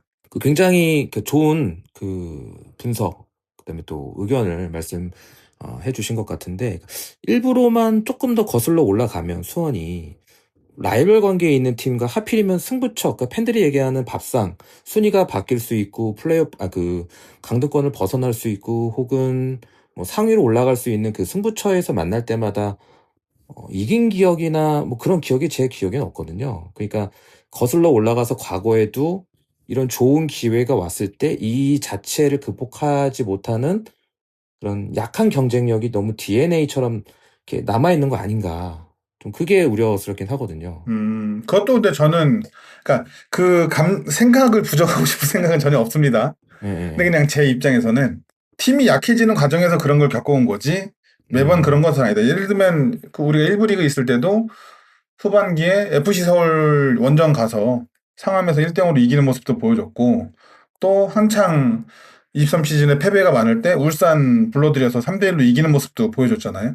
그러니까 매번 진 것은 아니다. 근데 진 게 많다 보니 그런 데서 더 지는 것처럼 느껴지는 게 아니었을까, 저는 그렇게 좀 생각을 하는 편이긴 해요. 커더슨님은 어떠세요? 강윤님의 말씀이 이해가 가면서도 이해가 안 가는 부분이 좀 있는데요. 일단은 이제 그 해외 축구 얘기를 잠깐 드리면, 그때 리버풀과 맨시티가 우승 경쟁을 할 때였나요? 그 1패를 하고도 우승을 못한 그 시즌이었나? 아마 리버풀이 그랬을 거예요. 그러니까, 맞아요. 예. 99점 했는데 승점 99점인데 우승 못했나? 예, 그러니까 엄청 잘했는데 더 난 놈이 있으면 뭐 우승 못하는 거죠. 어쩔 수 없이. 뭐 축구라는 게 그런 거니까. 뭐 그러면은 이제 어쩔 수 없는 건데, 저는 이제 과거에 그런 걸 떠나서 올해의 수원만 좀 이제 보면, 올해 2연승을 하고 부천한테 비기고, 또 2연승을 하고 청주한테 비기고, 또 2연승하고 김포한테 비기고, 2연승하고 인천한테 지고, 또 3연승하고 이랜드한테 지고, 그리고 또 2연승하고 김포한테 지거든요. 근데 이제 김천이나 과거의 광주는 어땠는지 모르겠지만, 이 우승하는 팀들은 되게 4연승, 5연승을 해서 이 대진이 좋을 때는 승점을 쫙 끌어올려 놓는 그런 경향이 있어요. 그렇죠. 네, 그래야지만 우리가 나중에 대진이 안 좋았을 때, 혹은 팀의 위기가 겪었을 때 연패를 한다든지 아니면 승리를 못 한다 하더라도 그걸 메꿀 수가 있거든요. 근데 지금 수원은 계속해서 지금 2연승 하면 꼬꾸라지고 2연승 하면 지고 지금 이런 상황이라, 이게 진짜 그런 강윤님 말씀하신 대로 그냥 진 경기 하나의 임팩트가 큰 거냐, 저는 그것만은 아니라고 생각해요. 진짜 우리가 그런 DNA까지는 아니겠지만 그런 뒷심이 부족한 건 좀 사실이라고 생각하고, 특히나 올 시즌이 더 아쉽게 느껴지는 건 역시나 이제 6점짜리 경기에서 모두 졌다라는 걸 텐데, 우리가 인천을 한 번만 이겼어도 승점 차가 2점이 되는 거고요. 한 번만 비겼어도 승점 차가 5점이 되는 거기 때문에 이 부분에 대해서는 참 아쉬운 것 같아요. 그러면 이제 우리가 왜 하필 이런 승부처에서 계속 졌냐를 돌이켜보면, 저는 역시나 올 시즌 내내 지적받아온 수비의 불안이지 않을까, 결국에 라는 생각이 드는데요. 부천전에서 몬타뉴한테 딸깍 한번 당하지 않았더라면, 청주한테 전반에 3골 와르르 먹히지 않았더라면, 부산전에 곤잘로한테 90분에 버저비터 맞지 않았더라면, 그러면 우리도 5연승, 6연승 했을 거거든요.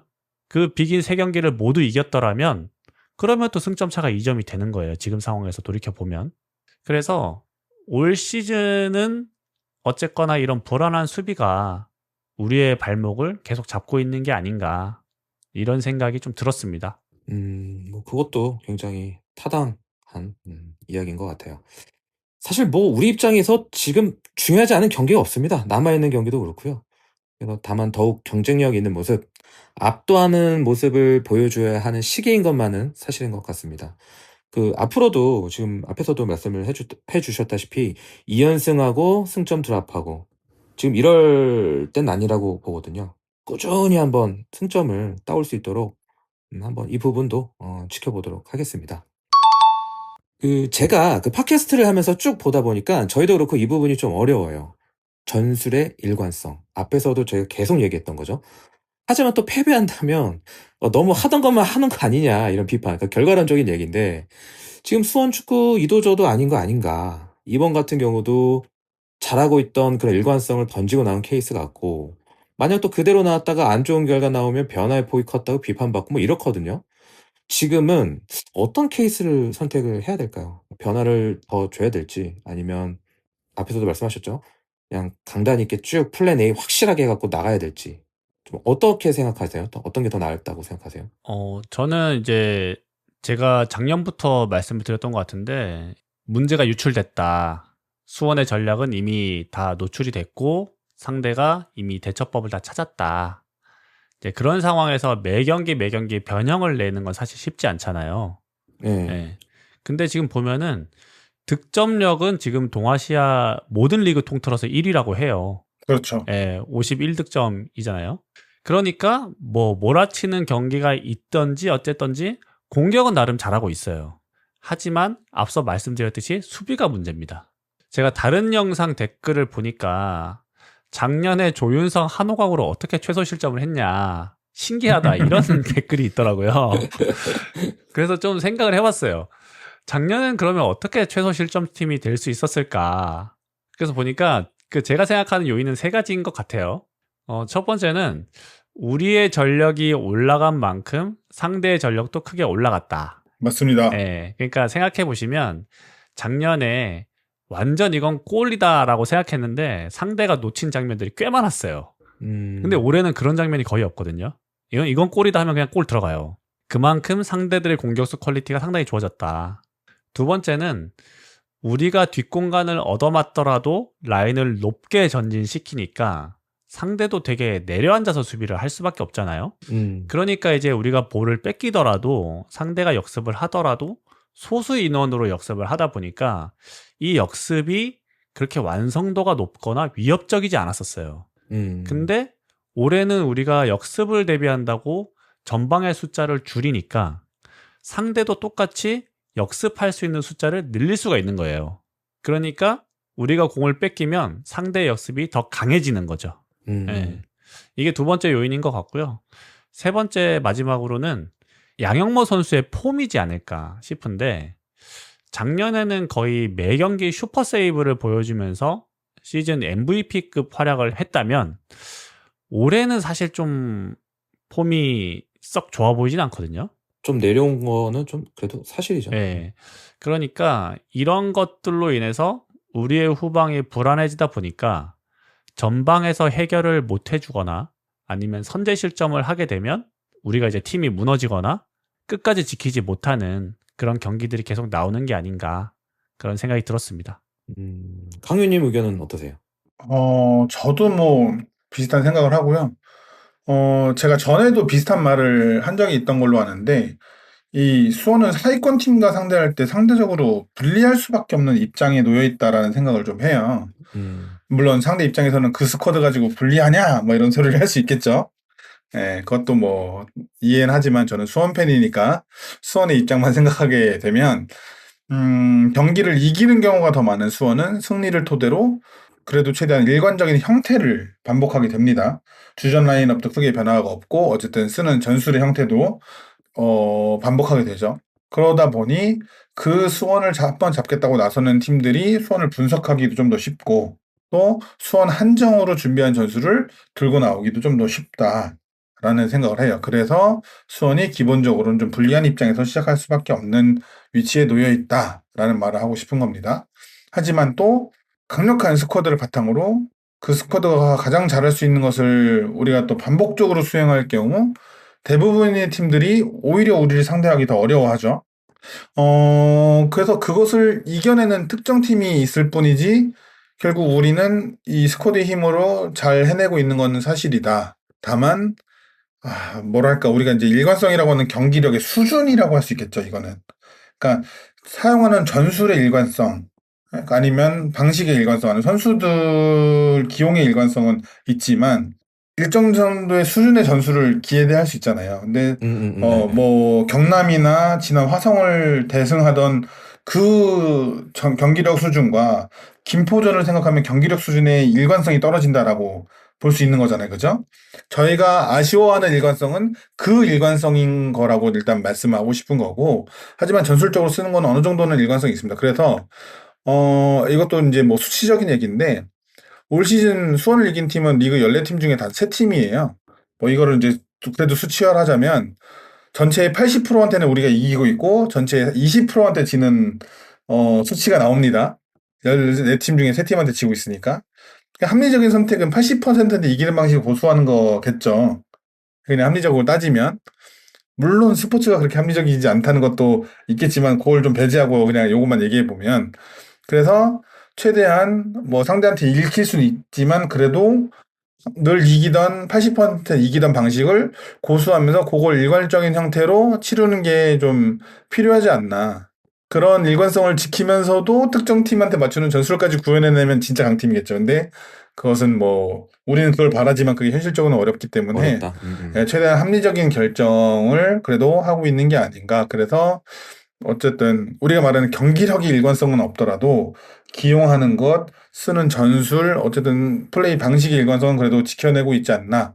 뭐 이렇게 생각을 하고 앞으로도 그거를 더 계속 유지해야 된다. 유지하면서 퀄리티를 더 높이는 방식을 고려해야 된다. 저는 이렇게 말하고 싶습니다. 이 선택의 어려움도 이해는 합니다. 왜냐하면 맞습니다. 이 선택에 대한 결과를 이제는 다 평가를 받잖아요. 그래서 그 평가가 굉장히 그 주는 무게감이 엄청나기 때문에 지금 시점에서 그것도 분명히 이해는 되는 것 같아요. 그리고 우리 같은 이제 아마추어들도 팬들도 이렇게 나름의 뭐 방송이라는 것을 만들면서 평가하고 그거에 대해서 비판을 하는데 그 전문가 집단이 내부에 있을 거잖아요. 그리고 그들도 얼마든지 평가하고 비판하고 있을 거잖아요. 그런 것들에 대해서 계속 이야기를 듣고 고민하고 있을 테니까 그런 것에 대해서 뭐 압박감이라면 압박감도 있을 수 있고 혹은 도움을 받는 것도 있을 수 있으니까 그런 걸 잘 수용하고 피드백을 받아서 내놔야겠죠, 뭐. 입니다. 참으로 심적으로 힘든 김포 원정이었습니다. 이 경기 리뷰를 마무리하면서 그래도 이 경기에서 희망적인 부분을 찾을 수 있는지 혹은 희망적인 부분이 없다면 그 남은 시즌 운영을 좀 어떻게 했으면 좋겠다 뭐 이런 얘기 해보면서 김포전 이야기 여기까지 한번 하도록 하겠습니다. 강윤님부터 해주시죠. 네, 뭐 이 경기에 대해서만 저는 얘기하고 싶은데요. 실점도 끊이지 않았지만 또 득점도 끊이지 않았다는 것을 우리는 다시 한번 기억해 줄 필요가 있고 그거는 그래도 좋게 평가를 하고 싶어요. 또 김지현 선수가 이번 페널티킥 득점으로 시즌 2자릿수 득점에 올랐거든요. 이것도 좀 좋은 점이고 19년도 강원에서 10골로 2자릿수 득점에 성공했던 김지현이 6시즌 만에 다시 2자릿수 득점을 달성을 했습니다. 리그가 남은 경기 수준을 봤을 때 아마 커리어 하이 시즌이 되지 않을까, 득점으로는. 넘길 것 같아요. 네, 그래서 이 부분도 좀 고무적이라고 보고, 우리가 수비력보다는 공격력으로 버티고 있는 지금을 생각하면 결국 우리는 공격을 잘해서 이 시즌을 마무리하는 게 중요하다고 보기 때문에 당장 수비를 바꾸는 건 계속 말하지만 어렵습니다. 어렵죠. 그래서 그게 지금 25라운드째 안 되고 있기도 하고요. 그래서 결국엔 공격으로 이겨내게 되기 때문에 이런 공격 선수들이 잘 해주고 있다는 것도 좋았고, 또 저는 굳이 긍정적인 점을 찾아보자면 실험적인 기용을 어쨌든 하긴 했잖아요. 그래서 감독이 선수들에 대한 이해도가 또 한층 올라간 경기가 되지 않았나. 이 시즌 중반에? 아니 뭐 새로 들어온 선수들이 있으니까. 뭐 강성진 같은 경우는 선발보다는 후반 투입이 좀 더 좋아 보인다던가. 박지원 선수는 많이 뛰는 편인데도 불구하고 선발로 뛰어도 끝까지 뛸 수 있는 지구력이 있다던가, 아니면 뭐 레오를 어떻게 써야 된다던가, 황석호하고 정동윤은 약간은 조합이 좀 맞지 않다던가, 이런 식으로 또 얻어내는 게 있을 테니까 그것을 잘 반성해서 다음 경기에는 준비를 해야겠죠. 그리고 은근히 우리가 크로스에서의 실점도 많거든요. 그렇더라고요. 네, 그러니까 그것을 또 어떻게 대비할 것인가도 좀 고민을 해봐야 되겠죠. 예를 들면 뭐 우리가 풀백이 던지는 어쩔 수 없는 거니까 중앙에서 어떻게 막을 것인가에 대해서 뭐 좀 갑자기 다른 얘기긴 한데, 그 루이스의 두 번째 득점 때 콜 플레이가 전혀 안 되는 모습이었죠, 그죠? 근데 저는 이거는 제가 양현모 선수를 정말 좋아하지만 골키퍼의 콜이 제일 중요한 상황이라고 봅니다. 그 와중에서는 크로스 장면과 어쨌든 선수를 가장 잘 볼 수 있는 위치가 골키퍼라고 생각을 하거든요. 골키퍼의 헤드업도 그래서 되게 중요한데 아무래도 수비 선수들은 공 쪽으로 시선이 쏠리니까 뭐 그런 부분, 이런 거 콜플레이도 어떻게 할 것인가 이런 것도 좀 더 보완할 점들을 어쨌든 반성할 것들을 얻은 경기다 긍정적으로 그냥 얘기를 하자면. 그래서 그것을 잘 반성해서 다음 경기를 잘 준비하고 나올 수 있으면 좋겠다 생각을 합니다. 예, 제가 왜 이 말씀을 드렸었냐면, 저희가 지금 이렇게 얘기하니까는 억지로 뭐 이렇게 짜내는 것처럼 들으실 수도 있을 것 같아요. 들으시는 분들은. 근데 이게 상처가 큰 경기였잖아요, 우리한테. 어떻게 보면. 저희도 얻어가는 게 있어야 돼요. 얻어가는 게 있어야 돼요. 그렇게 된 말씀 드린 거였고요.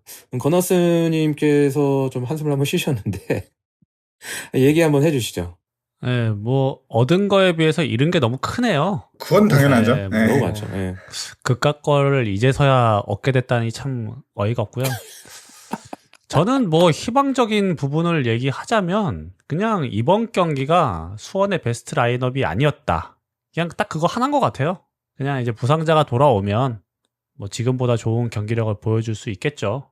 뭐 그거 말고는 없을 것 같고요. 다만 좀 우려가 되는 거는 이 잔디가 거의 모든 구장의 잔디 상태가 매우 안 좋습니다. 뭐 맞습니다. 이제 앞에서도 이제 이어서도 얘기할 화성의 경기장도 상당히 안 좋은 편이고요. 그래서 이 잔디가 과연 회복될 것인가? 회복되지 않는다면 이 잔디 상태에 맞춰서 우리가 잘 대응할 수 있을 것인가? 이제 그 부분이 좀 우려가 되고요.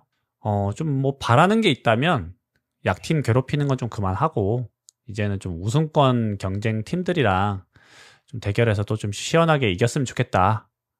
이런 생각이 좀 들었습니다. 지금 여러분들 간과하고 있는 게 가장 희망적인 부분은 이겁니다. 우리 큰 부상자가 나오지 않았다는 거. 킬포잖아요. 전 다른 거 생각했는데 가장 기대하고 있는 거. 뭐죠? 내년에 K2 팀 늘어난다니까. 연맹이 올해 9월에 회의한다고 하더라고요. 맞아. 그래서 한 자동 승격 3위까지는 안 되나? 좀 늘려주는. 저만 그렇게 생각하는 게 아니죠? 네네. 리그 1에서 안 받아주겠죠. 그런 꿈을 좀 꿉니다. 지들이 뭔데? 9월에 한번 진짜 기대를 한번 해보는 걸로. 네. 잘 좀. 네. 리그 1부 리그가 너무 적어요. 그죠? 그쵸. 12개밖에 안 되는데 매년 그 프로 승강전을 2팀이나 치러야 된다는 게 빡세니까. 요거는 저희가 특정 시점에 한번 준비를 잘 해서 리그 운영을 어떻게 했으면 좋겠는지는 따로 한번 다룰 예정이었거든요. 그래서 그거 나중에 한번 자세히 또 이야기를 나누는 시간을 갖도록 하겠습니다. 이제 지금 선수단의 분위기도 무겁지 않을까 좀 그런 걱정은 되는데요. 이어서 최약체라고 평가받는 화성을 만나게 됩니다. 원정 경기를 치르게 되는데요. 이번 시즌 처음 만났을 때는 홈에서 화성을 우리 수원이 잘 제압했죠. 그때의 화성과 지금의 화성은 다를 수 있거든요. 최근의 화성의 경기력 한번 살펴보겠습니다. 건너스님 시작해 주시죠. 네, 화성이 지금 리그 10위인데요. 처음 저희가 예상했던 13위나 14위보다 높은 순위를 기록하고 있어서 좀 놀랍고요. 그 아래에 계신 팀의 감독님들은 좀 반성을 해야 되지 않을까 싶습니다. 그리고 여기서 일침을 다른 팀 감독하기에. 그리고 지금 화성이 최근 6경기에서 전적이 2승 3무 1패로 상당히 좋아요. 게다가 승승무패 무무거든요. 네, 놀랍게도 부산을 잡았고 서울 이랜드와는 비겼어요. 어쨌거나 최근 분위기는 나쁘지 않다. 그리고 화성은 공격력은 시원찮은데 실점은 32실점으로 우리보다 적습니다. 네, 최근 경기를 보면 많아야 2실점이고 무실점 경기도 되게 많거든요. 이게 또 지표에서도 잘 드러나는데 태클은 리그 2위, 공중경합과 지상경합은 리그 3위, 클리어링 3위, 차단 4위, 블락 3위로 수비에서의 집중력이 상당히 높다라고 볼 수 있어요. 그래서 이제 이 공격 시에는 측면을 활용한 역습을 주로 사용하고 수비 상황에서는 4백으로 나오긴 하지만 5백으로 변형을 하거나 또 굉장히 많이 뛰면서 터프하게 수비하는 모습을 보여주고 있어서 킬포 못지않게 좀 경계해야 하는 팀이다. 킬포. 이렇게 생각합니다. 여기 화포야? 하여튼 만만치 않은 것 같아요. 저는 우리보다 실점이 적다라는 게 굉장히 지금 충격받았거든요. 우리가 많은 거죠. 맞아요. 그렇다고 엄청 수비적인 팀도 아니거든요, 화성이. 경기하는 거 보면. 그런데도 어쨌든 수비 실점이 적다는 건 뭔가 문제가 있다는 겁니다. 뭐가 문제인지는 다들 아시겠고요. 아무튼 뭐 당연한 이야기일 수도 있겠지만 저희 골다방크루에서 조심해야 할 선수를 픽하면 그 선수가 꼭 수원전을 잘하는 경향이 있습니다. 지난주도 그렇게 얘기했잖아요. 루이스로 다 통한다고. 네? 도대체 이 양반들이 이거 안 듣는구만 우리 거를. 네, 이번에도 한번 꼽아 보도록 하겠습니다. 화성에 어떤 선수를 눈여겨봐야 할까요? 네, 화성에서 최근에 가장 좋은 폼을 보여주고 있는 선수라면 공격수와 측면을 모두 소화할 수 있는 박주영 선수라고 생각하고요. 오, 이 전설의 선수가 이름. 아스날의 박주영 아니고요. 화성의 박주영입니다. 아, 어쨌든 이 선수가 굉장히 빠르고 드리블이 좋기 때문에 이 선수를 활용한 역습을 자주 시도해요. 김포가 모든 공은 루이스에게 향하듯이 화성은 모든 공이 박주영에게 향한다고 볼 수 있을 것 같고요. 또 한 선수를 더 꼽자면 여름 이적 시장에서 화성에 합류한 중앙 미드필더 데메트리우스 선수인데요. 이 중앙에서 화성의 공수를 잘 연결해주는 역할을 맡고 있고 또 공격 상황에서는 적극적으로 올라와서 슈팅까지 시도하는 선수이기 때문에 이 선수도 좀 조심을 해야 될 것 같습니다. 확실히 전반기, 그러니까 우리랑 처음 만났을 때 없었던 뭐 데메트리우스? 네. 이 선수도 있고 그때만 생각하면 큰 코 다칠 수도 있겠다라는 생각이 드는 것 같습니다. 강윤님의 픽도 한번 화성 선수지만 한번 꼽아 주시죠. 하위권 팀들을 이야기할 때마다 이제 건너스님이랑 저랑 항상 얘기하는 게 냉정하게 화성에서 눈에 띄는 선수는 잘 없긴 합니다. 건너스님이 방금 크게 잘하잖아. 방금 건너스님이 크게 웃었어요. 공감의 의미죠. 네. 그래도 한 명 항상 꼽기는 되는데요.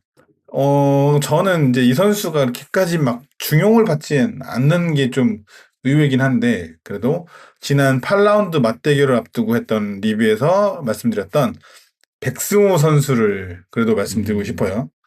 이 선수가 플레이 타이밍이 많진 않아요. 평균 57분을 뜁니다.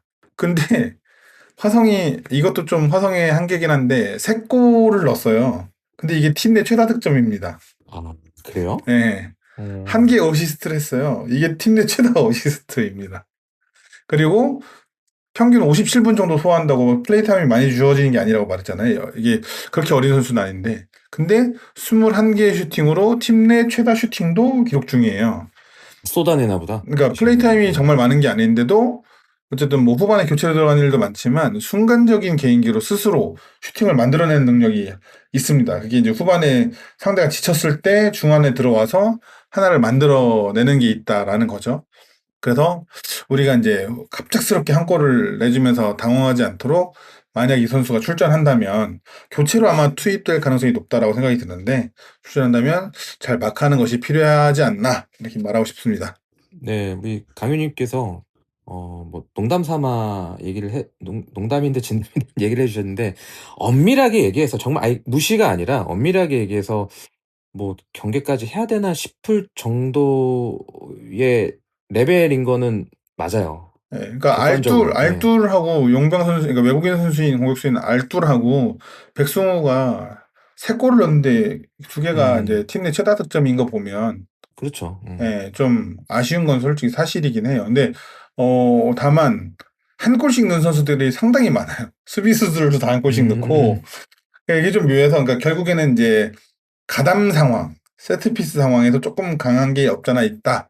뭐 이런 걸로도 해석이 가능해서 그런 걸 이제 또 주의해야겠죠, 뭐. 네, 그래서 수원이 잘하는 게 있죠. 뭐 혈 뚫어준다던가, 꼭 뭐랄까 골을 못 넣고 있던 선수들이 갑자기 넣는다든가, 우리가 지금 픽했던 선수가 대활약을 한다든가, 순위랑 상관없이 강하게 밀어붙일 수도 있거든요. 우리 최근에 있었던 천안전처럼. 그래서 제가 농담 삼아 뭐 객관적으로는 이렇게 높은 클래스의 선수는 없다라고 말씀드렸지만 보장할 수 없습니다. 정말 조심해야 되고요.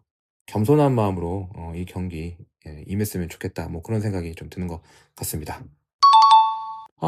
얘기가 잠깐 좀 새는 얘기인데 우리도 우리지만 인천도 오랜만에 패배했거든요. 특이하게 성남한테 졌죠. 또 성남한테 유독 약한 것 같은데 이 경기 어땠는지 짧게 한번 설명해 주시면 좋을 것 같습니다. 저는 성남이 인천만 만나면 이상하게 강해지는 게 아닌가 뭐 이런 생각도 좀 드는데 이번에 그 인천으로 원정을 떠났어요 성남이. 쉬운 경기가 아니었을 텐데. 그렇죠. 까마귀 아닌 까치 군단이 아주 잘해줬는데 인천한테 밀리지 않고 오히려 강하게 나서면서 좋은 결과를 얻었다라고 좀 봤고요. 슈팅과 점유율에서도 밀리지 않았고 활동량에서는 오히려 좀 앞서는 듯한 모습을 보여줬습니다. 그 제가 신재원 선수가 그날 경기에서 꽤 인상적이다라고 생각을 했어요. 그러니까 이 선수가 뭐 그 나쁘지 않은 선수인 줄 알았는데 엄청 빠르더라고요, 달리기가. 생각보다. 그래서 우측면에서 활동량도 활동량이었고 스피드를 보여주면서 성남의 활기를 좀 더했다. 뭐 이런 생각을 했고, 수비할 때는 미드필더들이 적극적으로 측면으로 가담해주면서 인천의 사이드를 거의 완벽하게 막아냈다. 그래서 인천이 보통 잘하는 게 인천도 사이드에서 뚫어내는 건데 그걸 못하니까 답답해지는 경기가 나왔습니다. 그래서 뭐 중거리 슛 원더골이 나오긴 했지만 그거 외에는 인상적인 공격 장면을 많이 보여주지 못한 게 있어서 성남이 잘 준비했다라고 생각하고 저는 또 결정적으로 전반에 터진 그 이정빈 선수의 멋진 프리킥 득점 한번 경기 하이라이트 보실 수 있는 분들은 보셨으면 좋겠어요. 그 K리그에서 잘 나오지 않는 멋진 프리킥 골이 나오거든요. 오른발 가마차기로 넣는 그리고 상대 골키퍼도 김동원 좋은 골키퍼가 있는데도 불구하고 멋있게 넣었으니까 그 장면도 멋있고 그 득점이 들어가면서 인천의 게임 플랜이 흔들린 게 아닌가. 그래서 경기를 가져오지 않나 이런 생각도 좀 했습니다. 그거 보면은 그 성남의 경기 방식이 인천에게 상성처럼 먹히는 거 아닌가. 그럼 우리도 배울 게 있지 않을까. 좀 어떠세요? 근데 우리가 따라하기는 좀 어려울 것 같다라는 생각이 든 게 뭐냐면, 네. 예, 이 강팀 상대로 상대적인 열세인 팀들이 심플하게 나설 때 좋은 모습 보여준 거 있잖아요.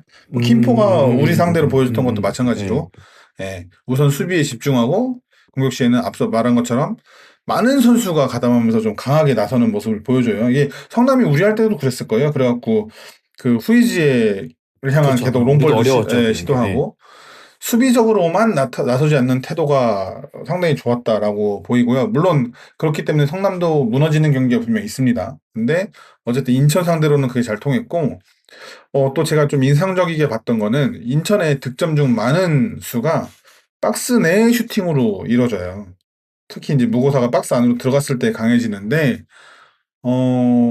이것을 대비해서 성남이 박스 안에 수비 숫자를 늘렸더라고요. 수비 시에 센터백들이 내려가면서 박스 안에서 지키고 미드필더들이 가담해주면서 박스 안에 바글바글해서 슈팅을 계속 블락하게 만드는 형태를 만듭니다. 그래서 박스 내 슈팅을 가져가질 못하게 아마 이날 경기에서 인천이 시도한 박스 내 슈팅이 2개였을 거예요. 총 9개 슈팅을 기록했는데 2개를 박스 내 슈팅이고 7개를 박스 밖에서 슈팅하게끔 만들었습니다. 이런 게 인천을 잘 막아내는 좀 긍정적인 게 되지 않았나 생각해서 이런 건 우리가 또 좀 참고해봐야 되지 않나 이런 생각이 좀 듭니다. 그런데 어쨌든 아까 말한 대로 우리도 인천 상대로 이기려 들 거기 때문에 수비적으로 박스 내에 숫자를 많이 두는 선택을 하기는 어려울 수 있다라는 생각도 좀 듭니다. 그 부분적으로는 좀 참고할 만한 상황은 좀 있는 것 같아요. 확실히. 네네네. 그렇다면 인천도 좀 힘이 빠지고 있다라고 봐야 할까요? 인천이 4월과 5월에 전승을 거두면서 8연승을 했거든요. 다 쓸어 담았죠, 승점을 그때. 네. 6월부터 지금까지도 7승 3무 2패를 기록하고 있으니까 뭐 엄청 좋은 성적을 내고 있는 거는 맞아요. 근데 뭐 무고사의 부진, 바로 후에 부상 등등 주전들의 체력적인 이슈가 발생하고 있어서 공격력이 예전만 못한 건 사실이에요. 하지만 수비가 워낙 단단한 팀이고 뭐 강윤님께서 말씀해주신 김동현 선수가 골문을 지키고 있기 때문에 뭐 꺾일 것 같진 않다. 다만 상대 입장에서는 막아낼만 하겠다라는 생각이 들 것 같아서 뭐 힘이 좀 빠졌다면 빠졌다고 해도 될 것 같습니다. 그럼 무승부 경기가 생각보다 꽤 나올 수도 있다라고 보여지네요. 그러니까 득점력은 힘이 빠졌고 전체적으로 부상자들도 나오고 수비는 탄탄하니까 무승부 경기도 좀 나오지 않을까. 상대 수비가 탄탄하니까. 상대 인천과 맞붙는 팀들이. 인천과의 경기를 봤을 때. 뭐 무승부를 노려볼 수도 있을 것 같고요. 뭐 인천 입장에서는 어쨌든 무승부를 노리려고 경기에 나오지 않을 거기 때문에 아무리 수비가 강하다 한들 또 공격적으로 골을 넣으려고 올라가다 보면 또 한 대 얻어맞을 수도 있어서 패배할 이게 수도 있다. 뭐 제가 저번에도 말씀드렸지만 인천이 8월 달에 대진이 우리보단 안 좋아요. 그래서 8월을 어떻게 넘기느냐, 우리도 마찬가지고요. 8월을 어떻게 넘기느냐에 따라서 향후에 그 리그의 향방이 좀 바뀔 수도 있겠다. 평균 회귀를 할 수 있겠다. 뭐 그럴 수도 있고요. 네, 그 건스님이 잘 말씀해 주신 대로 제루소의 컨디션이 좀 안 좋아진 게 있는데 이것은 비단 제루소 선수 개인의 문제가 아니라 바로우가 없어지면서 제루소가 좀 아쉬워진 경향이 저는 있다고 봅니다. 마찬가지로 바로우도 제루소가 없으면 바로우의 컨디션이 아쉬워질 거다. 이 두 선수가 상호 보완적인 존재다. 라는 생각을 해요. 좌우 측면에서 좋다 보니 상대 수비가 넓게 벌어지는 상황이 생기고 그래서 이 선수들이 활약할 수 있는 공간이 좀 생긴다라고 보는데 어쨌든 제루소 맞은편에서 똑같이 흔들어줄 수 있는 선수가 부재해서 인천이 그것 때문에 이제 고민을 좀 앓고 있다라고 생각을 해요. 여러 선수를 뭐 돌려서 쓰고 있습니다. 원래는 김보섭이 측면에서 많은 활약을 해줬는데 이 선수가 기대만큼의 성장세를 보여주진 않고 있어서 여기서도 좀 아쉽고 그렇다면 누굴 써야 되냐 뭐 풀백인 최승구 선수를 막 조금 올렸을 때도 있고 막 계속 이제 여러 가지 이 바로의 빈자리를 제로소의 어떻게 보면 반대편 파트너를 찾기 위해서 노력 중인데 현재 인천의 스쿼드 상으로는 쉽지 않아 보인다라는 생각을 전 해요. 그러니까 인천도 뭐 무고사, 박승호, 제루소, 바로우, 이명주, 신진호 이런 라인업으로 완벽한 1군 라인업으로 나서면 상당히 좋습니다. 수비도 뭐 김동원 나서고 김건희의 오른쪽에 최명순, 뭐 왼쪽 이주영 이렇게 나서면 뭐 K리그 1에서도 어느 정도는 하이 스플릿에서 비벼볼 만한 그런 스쿼드라고 보는데 이 선수들이 지금 계속 빠지고 있잖아요. 그러면서 어려움을 겪고 있지 않나 이런 생각을 좀 합니다. 이게 왜 그러냐면 우리가 지금 8점 차잖아요. 승점 차가. 네. 저는 9월 말까지 혹은 10월 초까지는 5점 차로는 좁혀놔야 된다고 생각을 하거든요. 이게 왜냐하면 이때까지 일찍 그러니까 예를 들어서 9월인데 승점 차가 11점 차까지 벌어지게 되면은 사실상 우리의 동기부여는 꺾인다고 보고 그때는 2위 자리를 지키려는 그 힘도 부족해지지 않을까 생각하거든요. 왜냐면 자, 우리는 1위와 격차가 커져서 사실상 1위는 힘들어. 2위 자리를 지켜야지에 대한 동기부여는 1위를 하고자 하는 동기부여보다는 좀 떨어지지 않을까라는 생각이 들어요. 그러니까 밑에 팀들은 더 오히려 기회를 삼아서 한번 물어뜯어 보자 이렇게 나올 거고. 맞아요. 그래서 오히려 2위도 힘들어지지 않을까. 지금 승점 차가 2위와 3위가 좀 난다고 해도 얼마든 수원은 왜냐면 퐁당퐁당의 승점을 획득하는 모습을 보이고 있기 때문에 상당히 위험할 수 있습니다. 그래서 걸려지면 안 됩니다. 그래서 인천의 경기가 계속 중요한 거고 우리 계속 팔로우 해야 되고 하여튼 우리가 제일 중요하니까 제가 말씀드렸다시피 5점 차로 빨리 좁혀놔야 따라가는 탄력을 받아서 선수들이 동기부여를 계속 유지할 수 있지 않을까 좀 그런 생각도 갖게 되는 것 같습니다. 그러기 위해서는 우리 당장 있을 화성전 잘 끝내야 됩니다. 주관적일 수도 있겠습니다만 최근 개판 치고 있는 K리그 심판들의 판정과도 싸워야 하는데요. 이걸 뛰어넘는 경기력이 나와야 하지 않을까 싶습니다. 우리 수원 어떻게 이 경기 준비하면 좋을까요? 잔디 핑계를 대면 안 되겠지만 구장의 상태가 좀 관건이 될 것 같은데요. 제가 이제 앞서 말씀드렸던 대로 화성의 잔디 상태도 상당히 좋지 않아요. 그래서 우리가 잘하는 다이렉트로 주고받는 플레이는 아마 좀 쉽지 않을 것 같고요. 화성이 홈이지만 우리를 상대로 내려앉아서 경기를 할지 아니면 본인들이 하고자 하는 식으로 나올지는 모르겠지만 만약에 본인들이 하던 방식대로 나온다면 우리가 노려볼 만한 것은 수비와 미드필더의 사이 공간이라고 생각을 하거든요. 이 화성이 공격 상황에서는 미드필더까지 적극적으로 올라가요. 근데 거기에 비해서 수비 라인은 좀 처져 있는 편이거든요. 공간이 좀 나겠구나. 네, 그래서 우리가 역습을 하거나 지공 상황에서 이 포켓 공간을 좀 활용하는 게 중요할 것 같다라고 생각을 하고요. 그리고 이제 화성 선수들이 아무래도 개인 기량이 좀 떨어지다 보니까 이 돌아뛰는 선수를 놓치거나 이 대인마크에서 아쉬운 모습을 보여주는 경우가 많기 때문에 측면에서의 적극적인 1대1 시도를 많이 해보는 것도 좋겠다. 예, 이렇게 생각합니다. 황윤님은요? 지난 대결에서 화성이 좀 용감하게 전진을 했죠. 라인을 올렸죠. 그랬다가 대패를 했습니다. 현재 화성이 뭐 우리의 예상보다는 높지만 어쨌든 그들도 이제 프로이기 때문에 더 높은 순위를 원한다면은 좋지 않은 상황이라고 10이면 안 좋은 순위라고 생각을 하지 않을까 싶어서 그래서 승점을 1점이라도 따는 선택을 할지, 그러니까 말 그대로 수비적으로 나설지 아니면 그래도 다시 용감하게 공격으로 나설지 이거는 저도 참 잘 모르겠다라는 생각은 해요. 그래도 원래의 플레이인 측면을 적극적으로 활용하는 거, 그다음에 내려서서 상대를 좀 당겼다가 그 순간적으로 역습할 때 많이 뛰어 올라가서 도움하는 플레이는 그대로 하지 않을까라고 싶습니다. 특히 이제 김대환 선수를 잘 얘기해 주셨는데 이 선수가 이제 좌측 풀백으로 출전할 경우 좌측 공격을 굉장히 적극적으로 하는 모습을 화성이 하는 모습을 보여줘요. 그래서 우리가 우측에 누가 선발로 나올지 모르겠지만 요 부분을 좀 잘 한번 막아내는 게 중요하다. 그리고 뭐 양날의 검입니다. 풀백에 올라온 만큼 뒷공간은 벌려지는 거겠죠. 그러니까 우리가 한번 막아내고 역습으로 우리의 오른쪽 이제 화성의 왼쪽 공간을 잘 한번 노려보는 게 중요하다. 그래서 저는 뭐 이건희 선수 나오고 세라핌 선수가 우측면 공격수로 나오는 게 좀 중요하지 않을까 이런 생각을 좀 해봅니다. 네, 그래서 그렇게 말씀을 해주셨고요. 잔디 얘기를 아까 잠깐 해주셨는데 저는 그 1부 리그에서 그 원정팀 라커룸 에어컨 이슈 있었잖아요. 여름에. 네. 그것도 그렇고 그 뭐랄까요. 그 K리그 라이센스가 있을 거 아니에요. 분명히 시설적인 부분도 있을 텐데 뭐 1부와 2부의 기준은 다를 수 있겠습니다만 그 프로로서의 그 기본이 안 된 그런 부분들은 좀 프로 자격을 박탈해야 되는 거 아닌가. 저는 김포 같은 경우도 좀 그런 생각이 들었었거든요.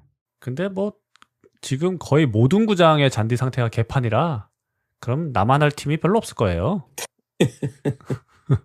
서울 이랜드는 좀 좋더라고요. 구장을 천안도 좋잖아요. 안 써서 그런지 모르겠는데 뭐 지금 뭐 빅버드도 개판인데요, 뭐. 이게 그래야 노력을 해야 되지 않을까 싶어요. 이게 뭐 비단 뭐 잔디만 말씀드린 게 아니라 이런 시설 개보수 부분도 있고 물론 예산 문제가 있겠지만 너무 기대 이하의 수준 이하의 그런 시설도 많기 때문에 현재 김포 경기장만 해도 원정 팬들이 얼마나 고생합니까? 그 좁은 좌석에다가 화장실도 그렇고 안정성 문제도 좀 걱정이 되고요, 저는. 이렇게 흔들림이 심하다는 얘기도 있어가지고 하여튼 뭐 넋두리긴 한데 그런 부분도 이제는 신경 써야 되지 않을까. 우리가 코어적인 부분도 리그가 발전하려면 신경 써야 되지 않을까. 김포한테 졌다고 해서 제가 이 얘기 드리는 거 아닙니다. 그렇게 들리긴 하는데 아니라고 생각할게요. 네, 아니라고 생각해 주세요. 네, 하여튼 제가 좀 뻘소리를 해봤는데 다시 이야기로 들어가 보겠습니다. 지난 김포전에서 일류첸코의 공백을 이제 김상준으로 대체해 보려고 했는데 결과적으로는 좋지는 않았습니다. 이번에도 또 기회가 부여될지 궁금합니다. 이번 경기의 선발 라인업 예측해 주시면서 선발 라인업에 대한 그 이유 또 같이 좀 말씀해 주시고요. 경기 결과 예측까지 들어봤으면 좋겠습니다. 지난 김포전에 제가 강현묵 선수의 선발을 예상했는데 보기 좋게 빗나갔죠. 근데 김포전을 보니 화성전에는 김상준 선수가 또 선발로 나오지 않을까라는 예상을 또 조심스럽게 하게 됩니다. 조금 이제 생각을 달리 하는 거는 제가 이제 변성환 감독 입장이라고 생각을 했을 때 일류첸코가 전방 선수지만 필요한 경우에 내려와서 링크 역할을 해주기도 하고 막 수비 가담까지 해주잖아요.